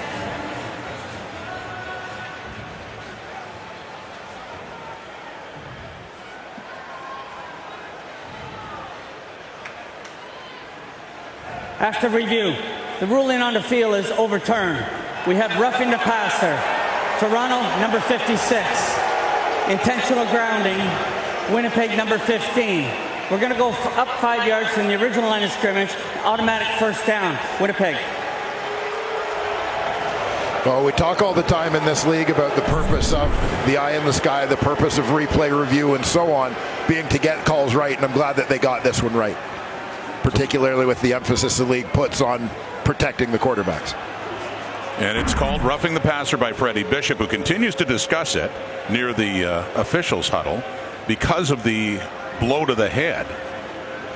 It's because of the contact to the head, and Bishop obviously very frustrated by just a pivotal play when you look at it. Had he not done that, would have been grounding, and Winnipeg ultimately would have been forced to punt from deep in their territory with the momentum swinging the Argos' way. So instead, Bombers have the ball at their 40, 1st and 10. The grounding penalty stood but the roughing penalty did more damage. The Argos with 140 yards in penalties. Andrew Harris, big first half. Nowhere to go to start this second half for him. They have him wrapped up, and this defense is fired up. There's Bishop. Yeah, good surge from the Toronto Argonaut defensive line. Watch left side of your screen. They get upfield and rally to the ball. Good secondary support there. I believe it was Jonathan Dowling who stepped up. So a big second and long now. At 11 yards. Nichols. Some heat. Bishop's trying to chase him down. Gets rid of it, and a great defensive play by the Argonauts there. Kenan Gilchrist.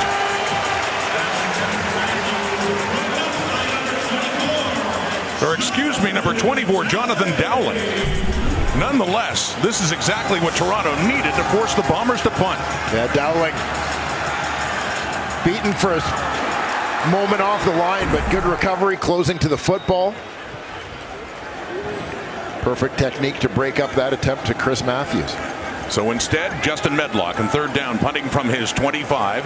The lone man back for the Argos is Chris Rainey, known as a game breaker. He's done it with Toronto. He did it several times in his BC Lions days. Derek Jones bumps him, gets a block, turns it on. Here comes Rainey. Chris Rainey across midfield, cuts it back, still has room. Two Bombers in pursuit, and he is finally taken down in a brilliant special teams tackle to save a touchdown. Kerfella Exume, who's tied for the special teams tackle lead in the CFL with his biggest tackle of the season to prevent an Argo touchdown on the Rainey return, but it's first and goal, Toronto. Chris Rainey, yes, he's a game breaker. He just did it again there. And saving the day, at least for now, is Exume of the Bombers. What a game we got going here suddenly.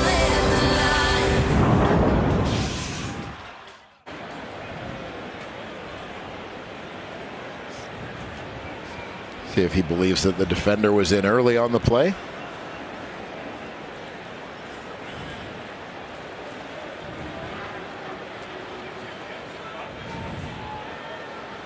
Second challenge of the game. There was one earlier this quarter by Mike O'Shea. Toronto is challenging the previous play for defensive pass interference. We'll review the play. And this too would be a very big challenge as the Argos are pressing, trying to tie this game down by a touchdown.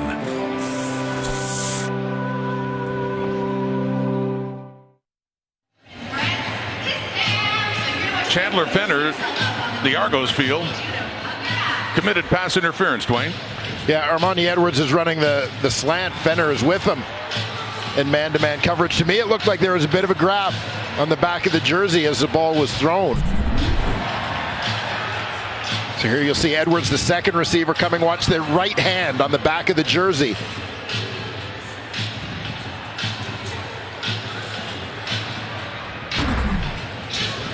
And I understand they do have a ruling. And a big one it is as we go back down to the referee, Kim Murphy.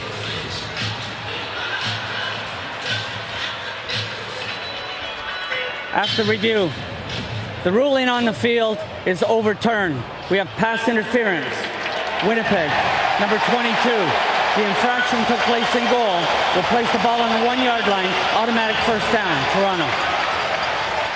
It was 20-0 Winnipeg after that challenge, that much closer, 1 yard away from the potential of tying this game. What a comeback by Toronto.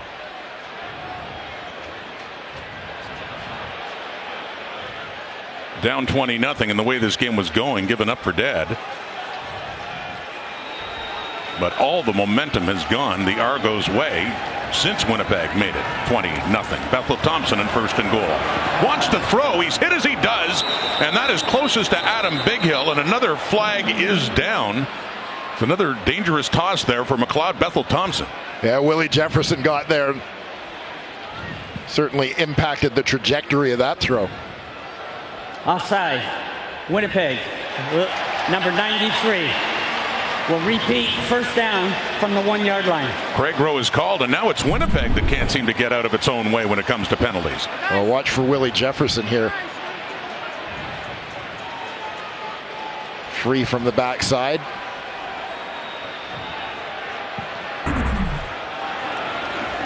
Short yardage, Bethel Thompson keeps. Does he break the play? No signal yet for McLeod Bethel Thompson trying to sneak it in and bring them to within a conversion of tying this football game. Not yet. Yeah, he was hit pretty quickly. On that one, we'll take another look at the middle of this defense. Big Hill, Thomas Miles, former Argonaut, coming over the top.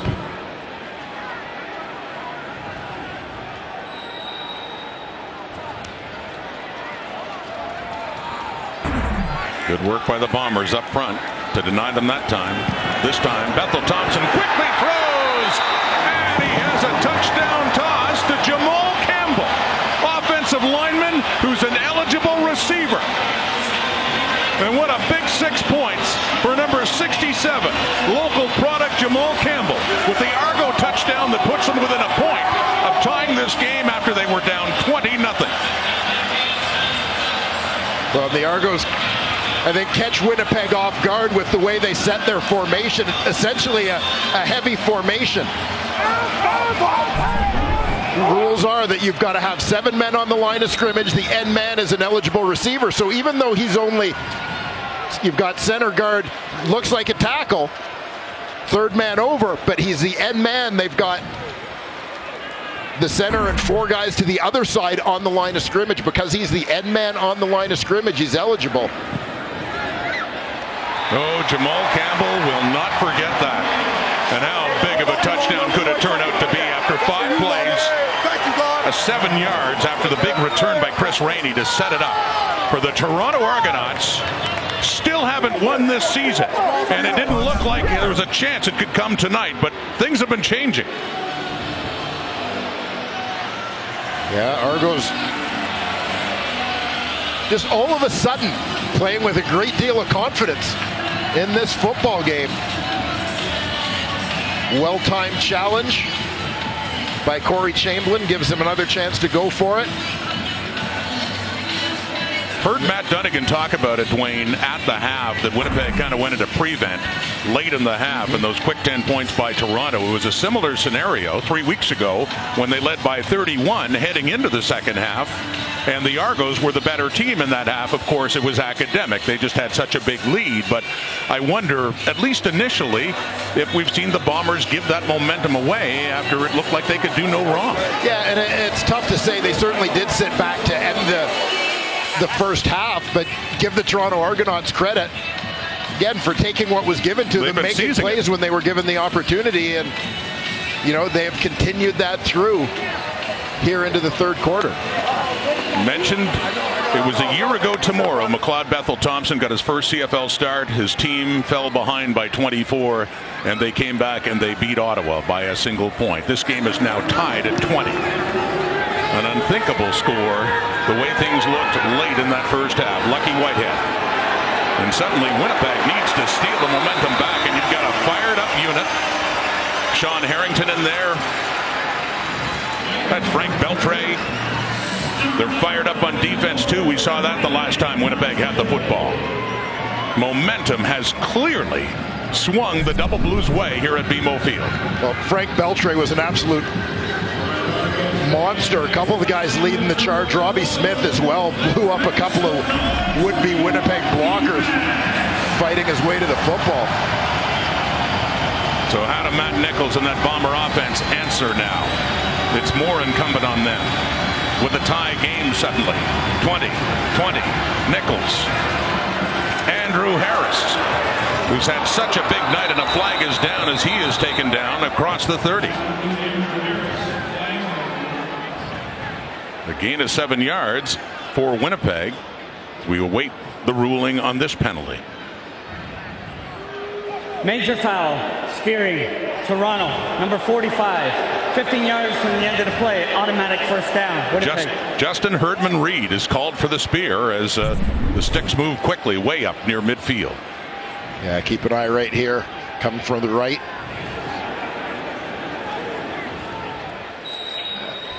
You know,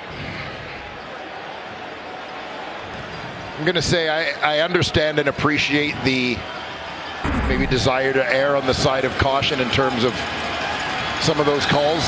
I don't know if I'm sold on a spear on either of the spearing calls that we've seen tonight. And another challenge flag coming out for Corey Chamblin, who can do it since he won his previous challenge. 155 penalties against the Argos. Or yards, excuse me, 155 penalties. Might just seem that way to Corey Chamblin. 155 yards. The latest to Herdman-Reed, but a challenge Toronto. Andrew Harris, 106 on the ground, 38 in the air.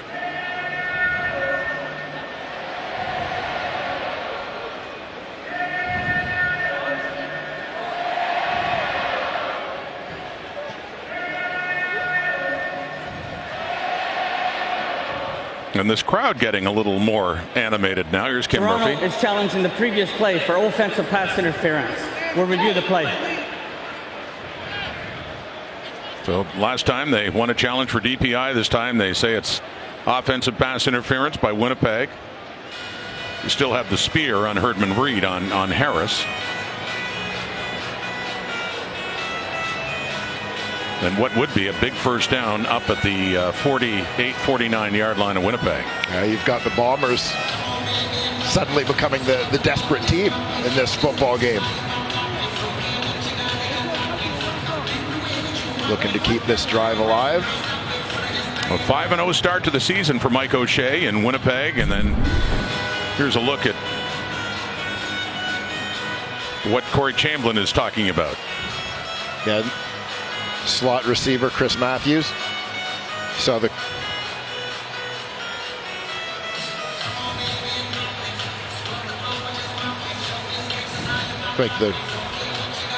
you're going to see Chris Matthews coming out of the slot just inside the numbers, and Abdul Kenna to give him a little bit of a hip check on his release. What do you think? Well, they have reached a decision on this as we head back down to the field and Kim Murphy.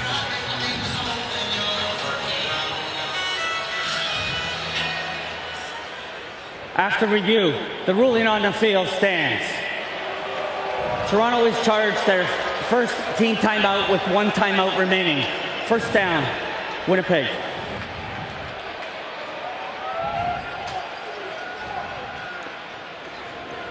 So no OPI, no pass interference against the offense. Winnipeg football, 1st and 10, up at the 48, looking to answer back when the momentum is swung Toronto's way. It's a 20-20 tie. Faking the handoff to Harris under pressure. Nichols gets it away for Lucky Whitehead, who makes a good catch and barely gets back to the line of scrimmage. So no gain, Winnipeg, and a second down. You see an inspired Argos pass rush. Right here, Freddie Bishop gets the edge. Mike Miller, the fullback, was blocking, got his legs tangled up with the offensive tackle, which freed up Bishop. Past the halfway mark of the 3rd quarter in a tie ball game. Off the fingertips, incomplete. The intended receiver is Kenny Lawler, who stays at the Winnipeg bench, and the Bombers will be punting. So Toronto's defense again does its job. Yeah, holding tight. A little bit of a gamble, I thought, by Corey Chamblin to use his challenge flag at that point on a call that I'm not sure how much confidence he felt in what he saw in the replay, but I thought he might have wanted to hold on to that for a little while. Really didn't look like a pass interference there. Nonetheless, the defense stands. A little bit of heat on Medlock getting this away. Chris Rainey had a huge return the last time And this time, nothing. John Rush, Mike Miller, great special teamers. They're in there. Thomas Miles, too. And nowhere to go for Rainey that time. This is part one of a doubleheader. We still have one coming up. Thursday Night Football presented by the Brick keeps on rolling tonight. Ticats taking on the Rough Riders. Plus, don't miss a live halftime performance by BC native Chad Brownlee. You can catch the action immediately following this game only on TSN. Saskatchewan great momentum after sweeping the BC Lions back-to-back. Hamilton came off a big win over Winnipeg, but lost Jeremiah Masoli. Dane Evans, the starting quarterback. Craig Rowe pursuing Bethel Thompson and looking up there for Armani Edwards. He completes that one and a good gain of 8 yards. So a second and short for this Argo offense that has really come to life. Yeah, doing a nice job as well in terms of play calling right now. We've seen them move the pocket around a little bit. Avoid being predictable. Haven't seen Brandon Burks for a little while. Wouldn't surprise me to see him get a little involved on this drive. 2nd and 2 and throwing on that second and short and throwing deep on it into double coverage, nearly intercepted by Chris Humes. The coverage there was solid. Hecht was there too on S.J. Green, so instead it's a 3rd down and 2. Yeah, Green was well covered on this one. There's no question. A kind of a gutsy throw from Bethel Thompson, putting his faith in his receiver, but he is blanketed by Humes and Hecht on this play. And that's just the second 2 and out for the Argos in the night. The first one was in their first possession of the ball game. Mike Jones with it at his 30 and up across the 35 or about the 37-yard line for Winnipeg. So quickly Matt Nichols and the Bombers get the football back. A stunning tie game given the way this one went through most of the first half, with Winnipeg opening up a 20-0 lead, and it could have been worse than that. They got a ball game now. Well, they certainly do. Bombers need to put together a drive. Let's go!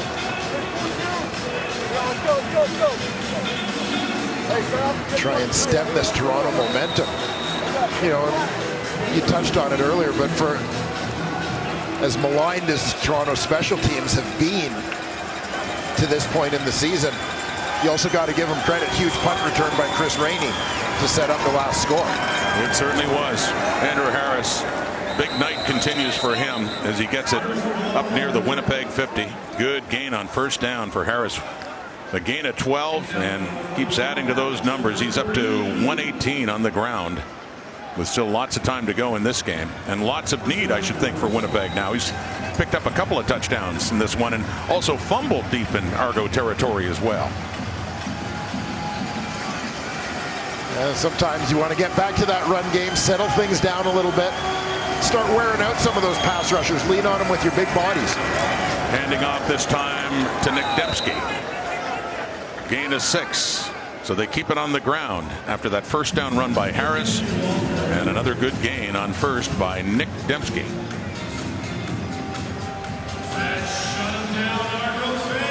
And one thing Winnipeg was really able to do well in that second quarter especially was grind out the clock. That could come in really handy if they can take back the lead. They've sustained some long drives and worn out that Argo defense. Trying to do it again now. No, falls down to Lawler, and that was on 2nd and 4. So on comes the punting team with the ball right at midfield, and the Argos are going to get this back in a tie game. Yeah, throw is behind Kenny Lawler. On that one, tough one to try and adjust to make a play. One upside perhaps for Winnipeg here has to do with field position, as the well-placed punt and a good job from their cover units, which they usually get, have a chance to pin the Argos deep here. But watch Rainey again. 2 returns ago. At the big punt return to get it to the 7 and ultimately lead to the tying touchdown. In his hands there with nowhere to go. But he still goes anyway, and he picks up a decent return up across the 25 for Chris Rainey.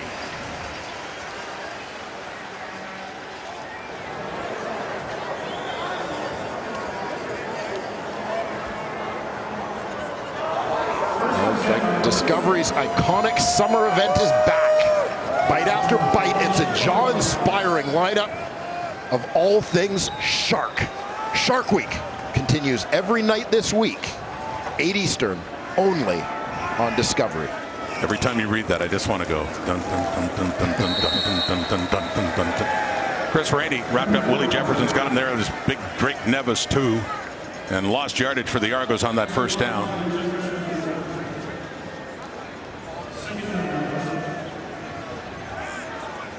Winnipeg with big tackles up front on defense, low centers of gravity. Nevis, Stephen Richardson.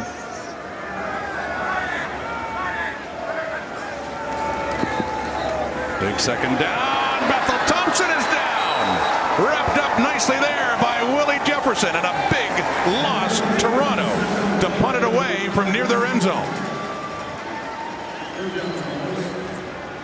Well, when you need a big play, you look to your big players to provide it. Willie Jefferson certainly the man on that Winnipeg front four. Jefferson lining up inside. Bombers often, because of the personnel they have, can get 3 defensive ends on the field. They'll line one of those guys up inside in passing situations. It's Mike Jones for Winnipeg in the return, and the field position game is now working the other way in Winnipeg's favor as they have the ball up near midfield. Willie Jefferson. Texas boy, man. Hold it down. Come on down to Winnipeg. Come on down to Winnipeg, man. Mama, I love you. So 49 BMT, hold it down. Go gang.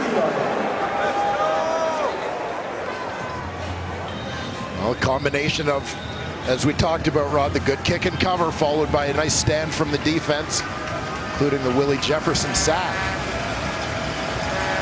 Suddenly the Winnipeg offense finds themselves with a terrific starting point. They also find themselves in a tied game as Andrew Harris receives it and hurdles.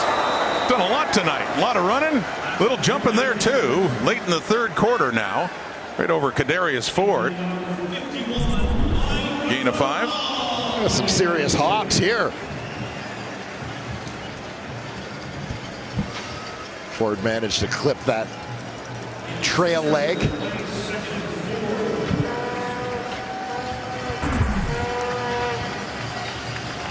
What a quarter it's been. This all started late in the first half for Toronto, down 3 touchdowns, down 20 points, came back to tie it, but Winnipeg is gradually stealing momentum back. Lucky Whitehead has the catch and a first down and getting into scoring position for Winnipeg, but a position they probably couldn't have imagined themselves being in midway through the second quarter when they were up comfortably. Never too comfortable on a Thursday night.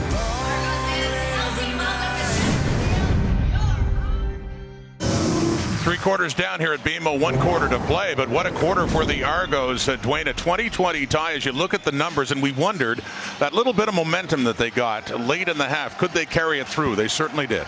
Yeah, and I think when you look at it, Winnipeg may have opened the door for them a little bit at the end of that half because they sat back a little bit. Toronto took advantage of it, took what was given to them, but it also seems like it allowed the Argos to get a little bit of confidence, allowed them to get some rhythm, and they've managed to build on that through the third quarter of this football game. They've done a good job moving the pocket, protecting the quarterback, giving him time to make plays for the most part, and it's been a difference in this football game. It really has. Toronto right back in it, and for Sean Lemon and the defense, some pressure on them now with Winnipeg in scoring position at the Argo 40 and a first down, so they have been on the move in this last possession.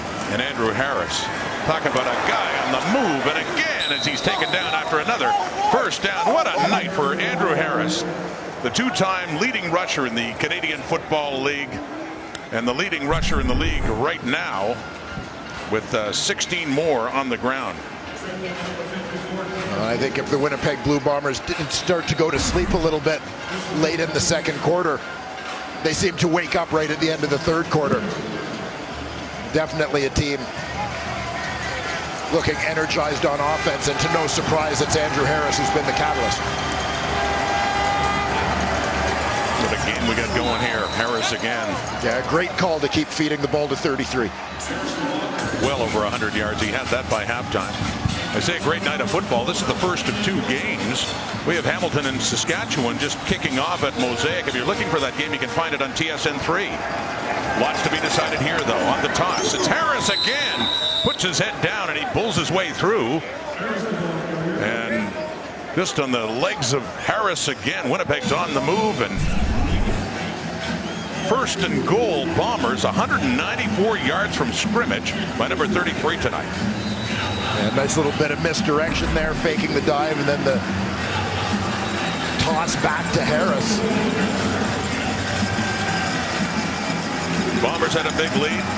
They've been looking to wake up for a while. Looks like they are now. They've never trailed, but they're tied now. Taking that handoff to Harris and dumping it off for Wolotarski, who is taken down there by Matthew Boateng. Second and goal. Well, nice job by Andrew Harris here. They're going to suck in the defense. They think they're going to keep going to 33. Watch the job Harris does. He's deep here. Watch the job he does after the fake. Picking up the block. Trailing defender snapped his head back a little bit. Andrew Harris doing it all in the backfield as he catches Kenny Gilchrist there. Bombers have blown a 20-point lead. Can they get back in front now? Nichols looking to the end zone and has a touchdown for Chris Matthews. Back with the Bombers and back in the end zone for the Bombers is Matthews, the Rookie of the Year way back in 2012. Went away, has come back, and the Bombers are leading once again. Well, massive response.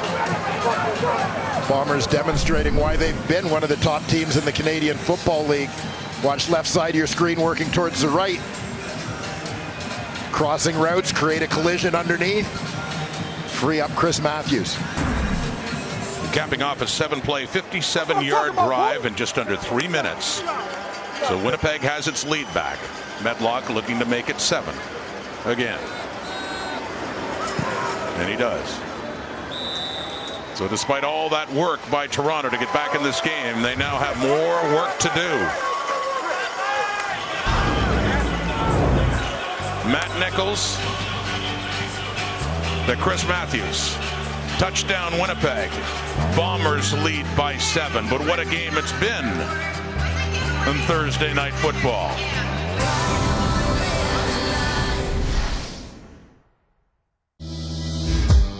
Why not? Got 7 good reasons I should give her a call. It all worked. Count the Ways, the new single by Jade Eagleson. Listen on Apple Music. I'm over you.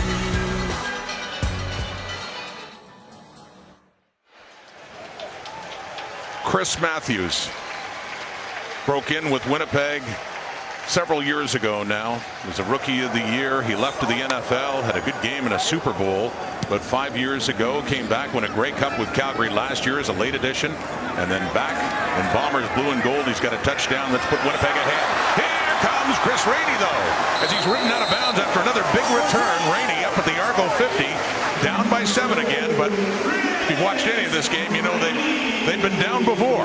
Been down a lot, far too much in 2019 for their liking. Well, special teams, though, providing a response. You wondered if the Argos were going to have some pushback left, or if they had used up everything they had to tie this game at 20, but another big return from Rainey. Of 42 yards, so good field position to start for Bethel Thompson, and some pressure too. He steps out of it, he runs. You rarely see it. Hops over a would-be tackler, McLeod Bethel Thompson, with a big run as he gets it down near the 40-yard line. A gain of 19 near the 40 of Winnipeg. And I love the decision making here from Bethel Thompson. He looks like they're trying to run some kind of double move to the right side as he hitches on the throw there. Doesn't like what he sees. Things open up in front of him and off he goes. He's been very frustrated by the doubters, what he's heard and read about his play, and trying to engineer a victory here for the Argos. And that reverse to Walker, who takes a big hit Big hit there by Chris Humes, and a late flag coming out in the secondary of the Blue Bombers.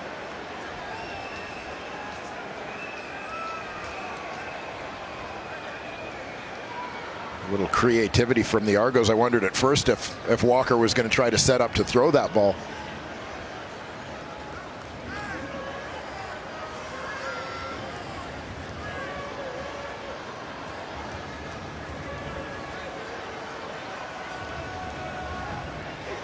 So Illegal low block. Toronto, number 81. It's a 10-yard penalty. Remains first down. Call goes against Rodney Smith, and it pushes them back to the Winnipeg 51. And a 1st and 20 in the illegal block. And here's Rodney Smith. Watch him sort of peel back.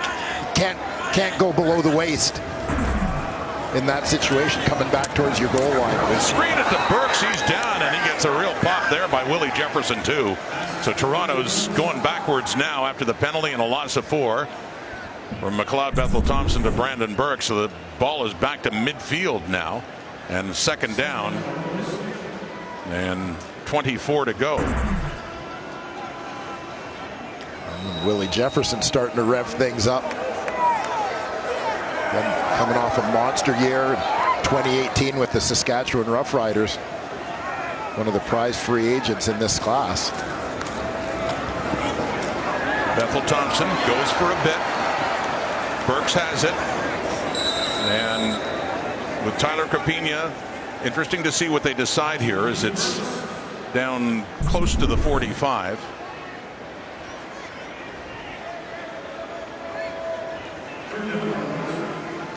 As Medeiros is on to punt. Just under 10 minutes left in a 1-score ball game. Great opportunity again to play for field position here, and a good starting point on your next possession if your defense can get it done for you. And it is Mike Jones, the return man tonight for the Bombers. For the most part, Lucky Whitehead's had some too. Takes it, and inside his end zone. Not what they were looking for. Not what they were looking for at all, but it is a point on the board. Medeiros punting there.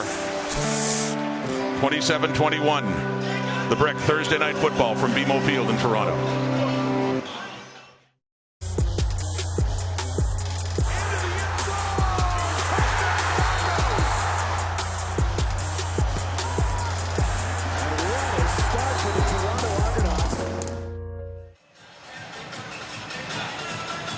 Zach Medeiros and the Argos would have preferred hemming Winnipeg deep in their own zone. Instead, it's a punt single, but the ball comes out to the 35, and it's still a 6-point game. Bombers leading the Argos here on the Brick Thursday Night Football.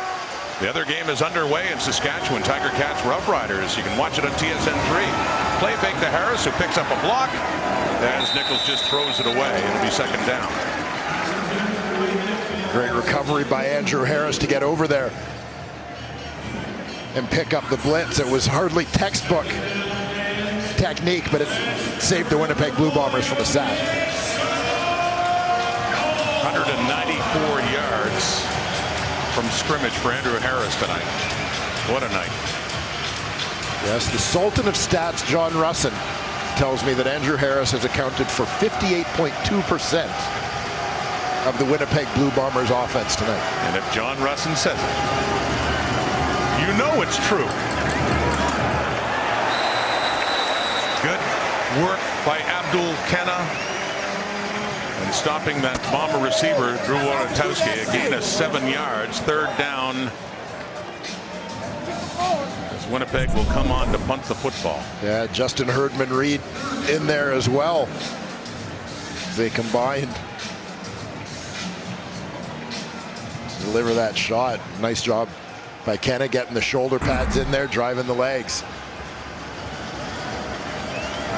Chris Rainey's had some big returns. The Argos could use another. 8:12 on the clock, down by 6.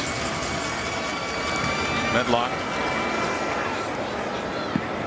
Rainey watches it bounce, watches it roll deeper, deeper, down to the 7-6, and does pick it up. And after 57 yards with that rule by Medlock, and just a couple of yards on the return by Rainey, up just shy of his 20-yard line. 27-21, Argos looking to come back. They're looking for their first one of the season.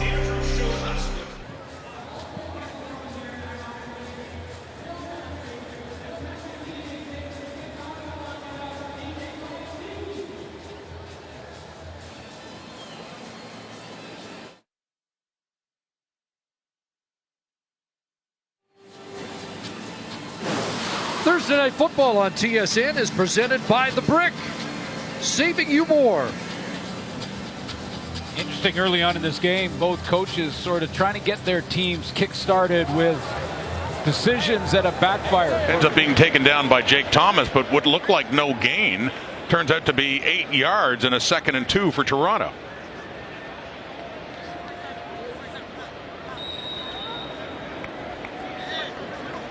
Quickly back up over the ball, the Argos. First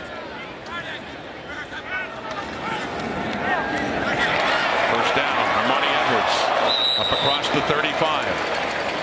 Midway through this fourth quarter. A gain of 13. A good heads up, a recognition from Armani Edwards, former college quarterback. Recognizing the blitz is coming, safety's down low, ball's got to get out quickly. He hooks it up and presents a target for McLeod Bethel Thompson to get rid of the ball in a hurry.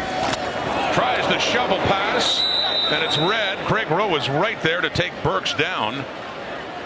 And not much of a gain, if any gain at all. 2nd down and 10 for Toronto.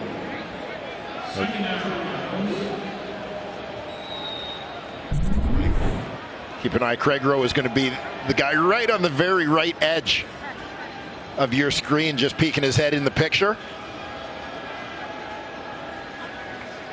Good job kind of slow playing at forcing Bethel Thompson's hand there. Big Hill's coming. And off the blitz, he gets it away. Bethel Thompson completes that to Edwards, shy of a first down, up across the 45. 3rd down and a yard or 2, depending on the spot of this football. You know, Armani Edwards has established himself as such an important guy in the Toronto Argonauts offense. Not always talked about when you've got the big play guy in Darrell Walker and the human highlight film, the veteran in S.J. Green, but very reliable guy that they've come to really lean on over the course of the last couple of years. I think they missed him out west. 5 catches, 42 yards. Now in a 3rd and short. It was a good spot. And so this, they need about a foot for Bethel Thompson. Did the ball come out? Looked like something went wrong in the exchange.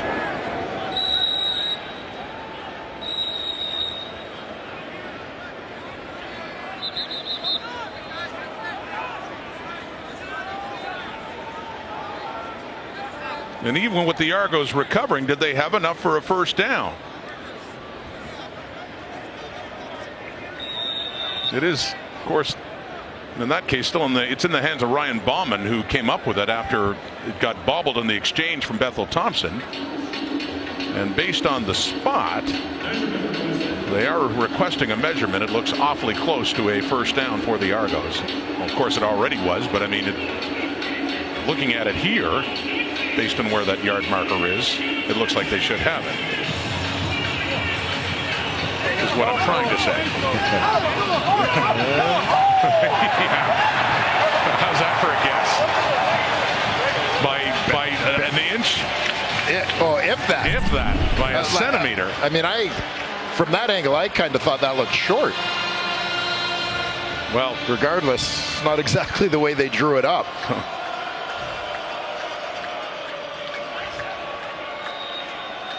Bobbling the snap. Ryan Bauman, the right guard, ultimately does come up with it, and a big recovery too as this drive does continue. Just over 5 minutes complete. S.J. Green inside Bomber territory, down to the 46. Winnipeg Argos on a gain of 16, down by 6.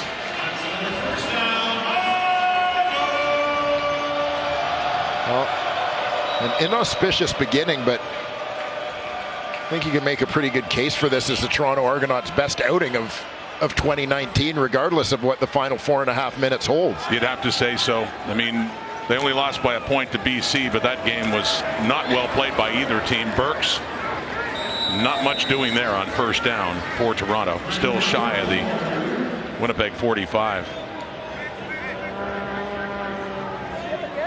That one hurt in a different way for the Argos. That was their last home game, by the way, a month ago. Well, the schedule makers, and not just the CFL schedule makers, but perhaps the BMO Field and Exhibition Place schedule makers, with the Indy having been in town. A little tough on the Argos to start the season. They've had 3 straight games in the West.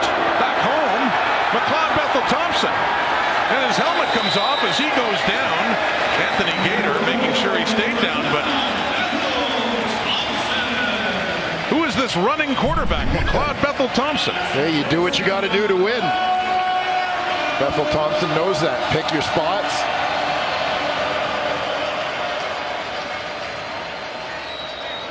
Not much to choose from among the receivers, so he sees a little bit of open space and makes a run for it. But he caught a bit of a forearm in the side of the helmet. He did. Excuse me, Dwayne. 9th play of the drive, and S.J. Green takes it and gets it up across the 30. So 3:06. We're getting down near the 3-minute warning here in the fourth quarter. And a 2nd and 5 for the Argos, who were in scoring position, but they're down by 6. They were down 20-0 in this game in the first half. They came back to tie it. You look at the offensive coordinator, Jacques Chapdelaine, who's for the first time this season moved up stairs, normally down on the sidelines for calling plays. The 3-minute warning is given. The Argos could have been written off on this night, but they answered back, especially this man, McLeod Bethel Thompson, trying to answer his critics and engineer a win.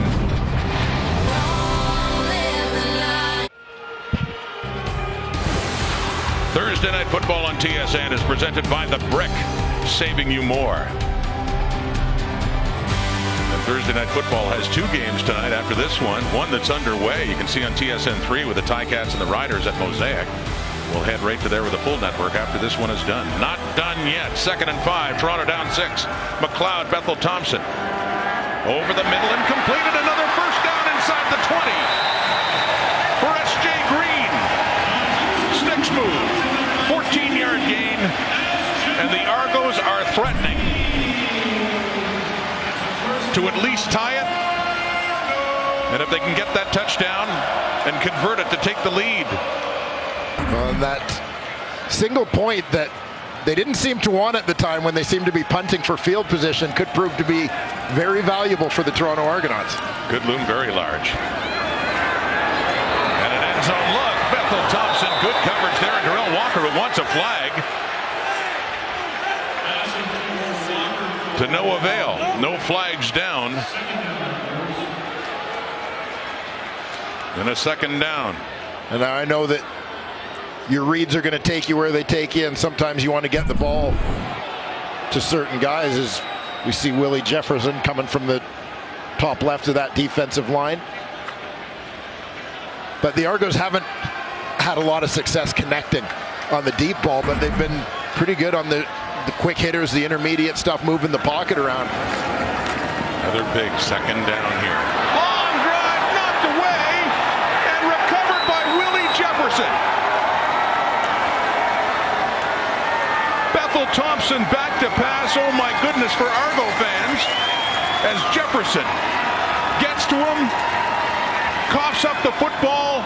Winnipeg ball with 2:19 on the clock. Well, we've talked a lot about shout out to Mo White. Shout out to everybody. Andrew Harris on the offensive side of the ball being the catalyst, being the guy to get things going. There's Willie Jefferson again. Passing situation, lines up on the inside. That defensive tackle spot, 3 ends on the field. And I'll tell you, for the inside guys, centers and guards who are used to blocking heavier, stouter defensive tackles all day. All of a sudden you're getting a heater with Willie Jefferson. A mismatch in terms of speed and length on the inside. Oh, what a night he's had as well. Forces the fumble. Picks up the football. But Willie Jefferson, as Andrew Harris has been to the Bombers offense when they needed to regain the momentum in this ball game, Willie Jefferson has been the guy who's kind of cranked it up for the Blue Bomber defense from late in the third quarter through here to the final couple minutes of the fourth. Under 2 minutes to go now, and heartache for McLeod, Bethel Thompson, and the Argos right now. Not over yet, but not looking good. A Toronto team, Micah always all fired up. But a Toronto team that was down 20, came back to tie it, fell behind again, and they were driving for the go-ahead point. Assuming a one-point convert on a touchdown. That close. Down in the red zone, and just not able to hang on to the football. Big play, Willie Jefferson, but they do get the ball back. And it's a one-score game, so not over yet. Especially knowing who is back there. Chris Rainey, who's had a big night, over 200 yards and returns. Well, we'll see how the guessing game goes here between Medlock and Rainey. Puts it off to the left, to the right for Rainey, who lets it bounce at around the 35 and picks it up. And gets taken down after a 43-yard punt by Nick Hallett. So the coverage team does its job, and it is Argo football again, but that much less time on the board for McLeod Bethel Thompson, and further back in terms of field position where they started their 39.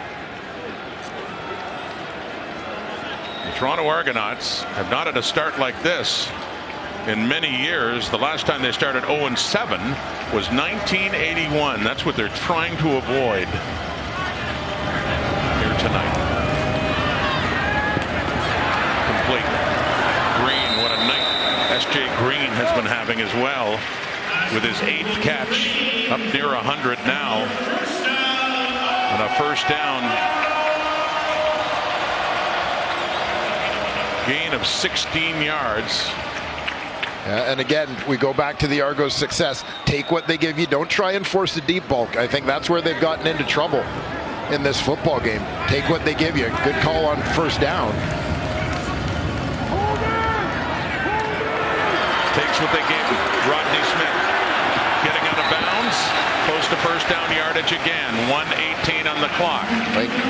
Again, plenty of time. You don't have to force the ball down the field.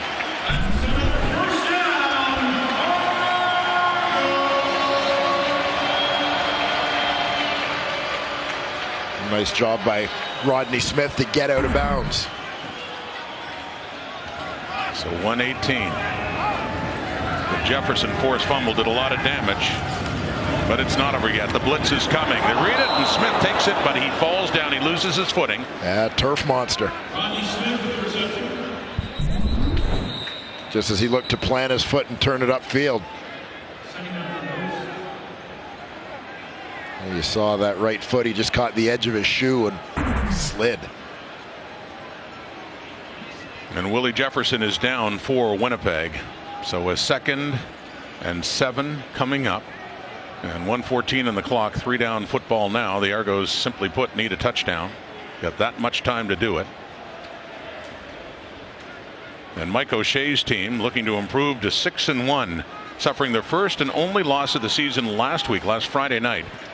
In Hamilton down the road. They stayed east, trying to get back in the winning track against Toronto here tonight. Already in first place in the West. But later this week, on Saturday, you've got Edmonton and Calgary playing, and one of those two teams is going to improve to 5-2. Riders Ticats underway in Saskatchewan on TSN 3. Hamilton with Dane Evans at quarterback, and they're 5-1, leading the East. Saskatchewan, a couple of big wins over BC. And that on the second down. Argos and their fans wanting a flag. But it's third down. No penalty is indicated as some boos come down. Marcus Sales on the coverage.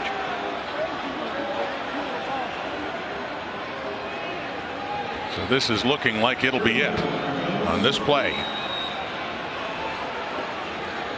Third down. Pretty much ball game Toronto, and any hopes of getting in the win column in this night. Bethel Thompson with a man in his face and a completed pass, and that one is inside the 40. It is a first down indeed, with 1 minute even on the clock as the Argos hustle up to get over the ball. Watch Toronto come in and has to bounce back out, so he's got to be patient here to allow that time to develop. He knows pressure's coming, but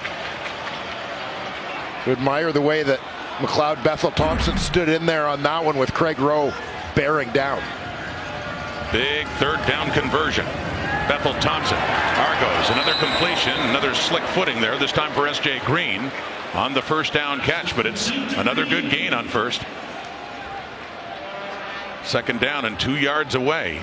And keeping this going, 44 ticks left. S.J. Green, what a night. 9 catches, 109 yards. Yeah, his biggest of the year. He hadn't had more than 6 catches in a game this season. Looking for his first 100-yard outing. What do the Argos have left?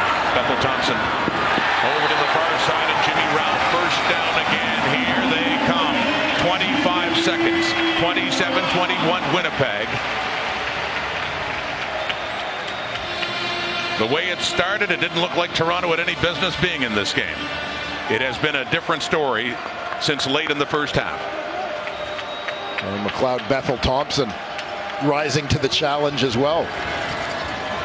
A year ago tomorrow, he led a big comeback from 24 points down in his first ever CFL start.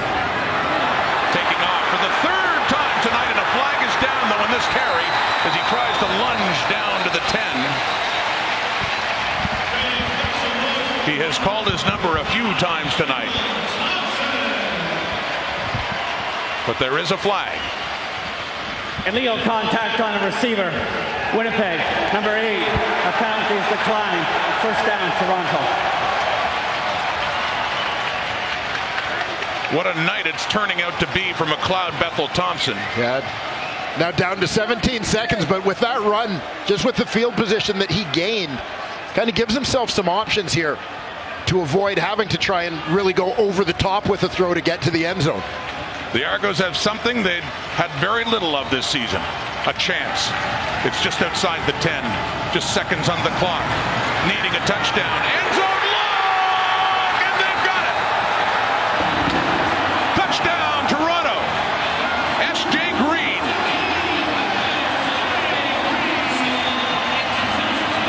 What a comeback! And my goodness, do they ever need it?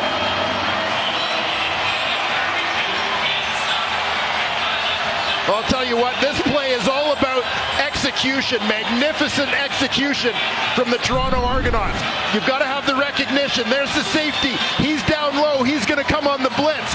We got to get that picked up. Chris Rainey's going to step up and do that. Middle is now open with the safety coming. Someone's got to work to the middle. S.J. Green's got that covered. Touchdown. 9 plays, 71 yards. In a minute 31, and the veteran S.J. Green, who's having a career night, getting the touchdown. And with the point after try, and Willie Jefferson jumping over the center, Joe Spaziani, before the ball is snapped. Obviously a very important extra point that could and certainly should decide this game. If they get it, of course. If not, and off to overtime likely we go.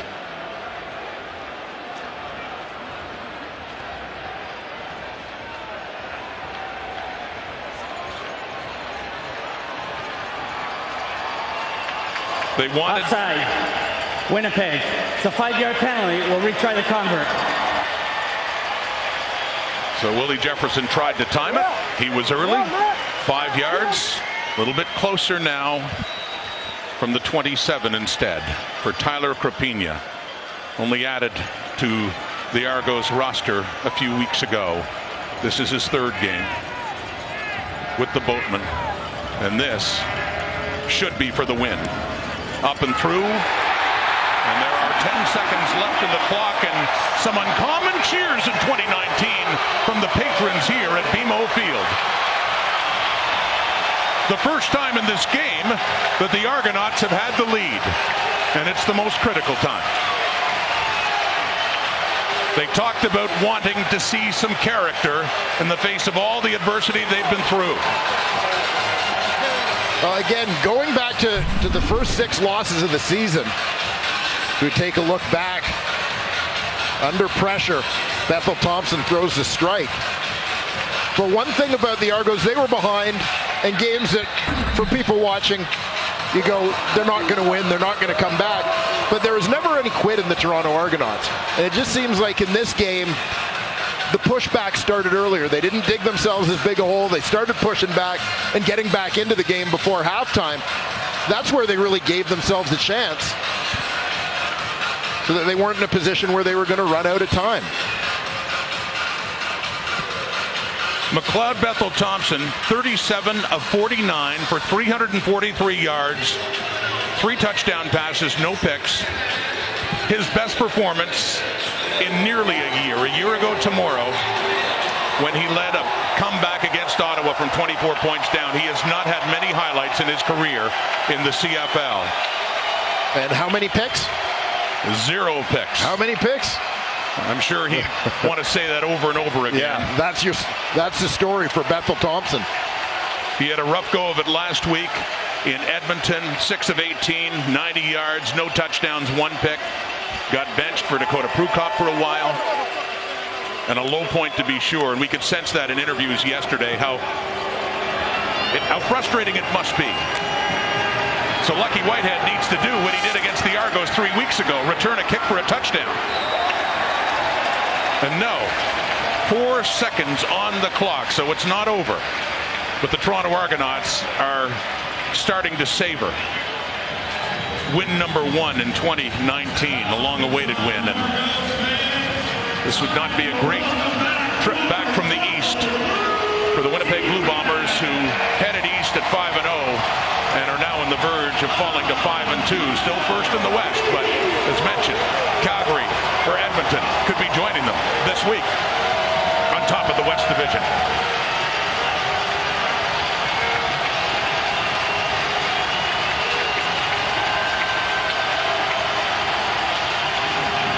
Last play, Nichols. No. For the first time in 2019, the Toronto Argonauts have a victory.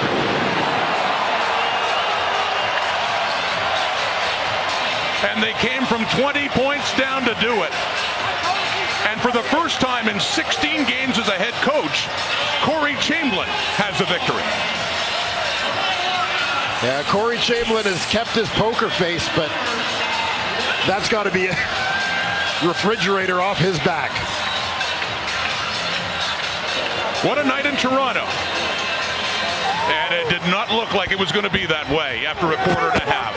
The Nissan Titan Player of the Game is brought to you by the Nissan Titan, official vehicle of the CFL. Well, and the guy with perhaps the most fingers pointing at him of late in the Argos' struggles responds with an outstanding performance.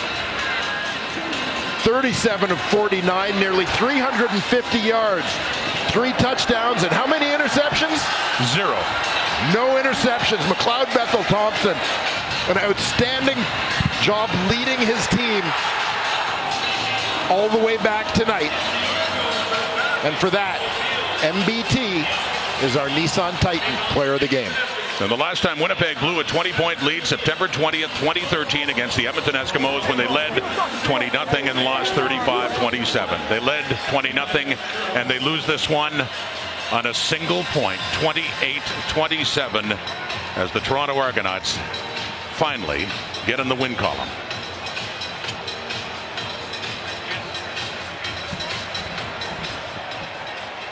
That does it for us at BMO Field in Toronto as a celebration for the Double Blue continues. Let's send you back to Kate Burness in the studio. All right, thank you very much, Rod. The Argos with their first victory of the season. Let's get you over to the second half of our doubleheader tonight on Thursday Night Football. The Saskatchewan Roughriders just scoring a touchdown to make it 7-3 against the Tiger Cats.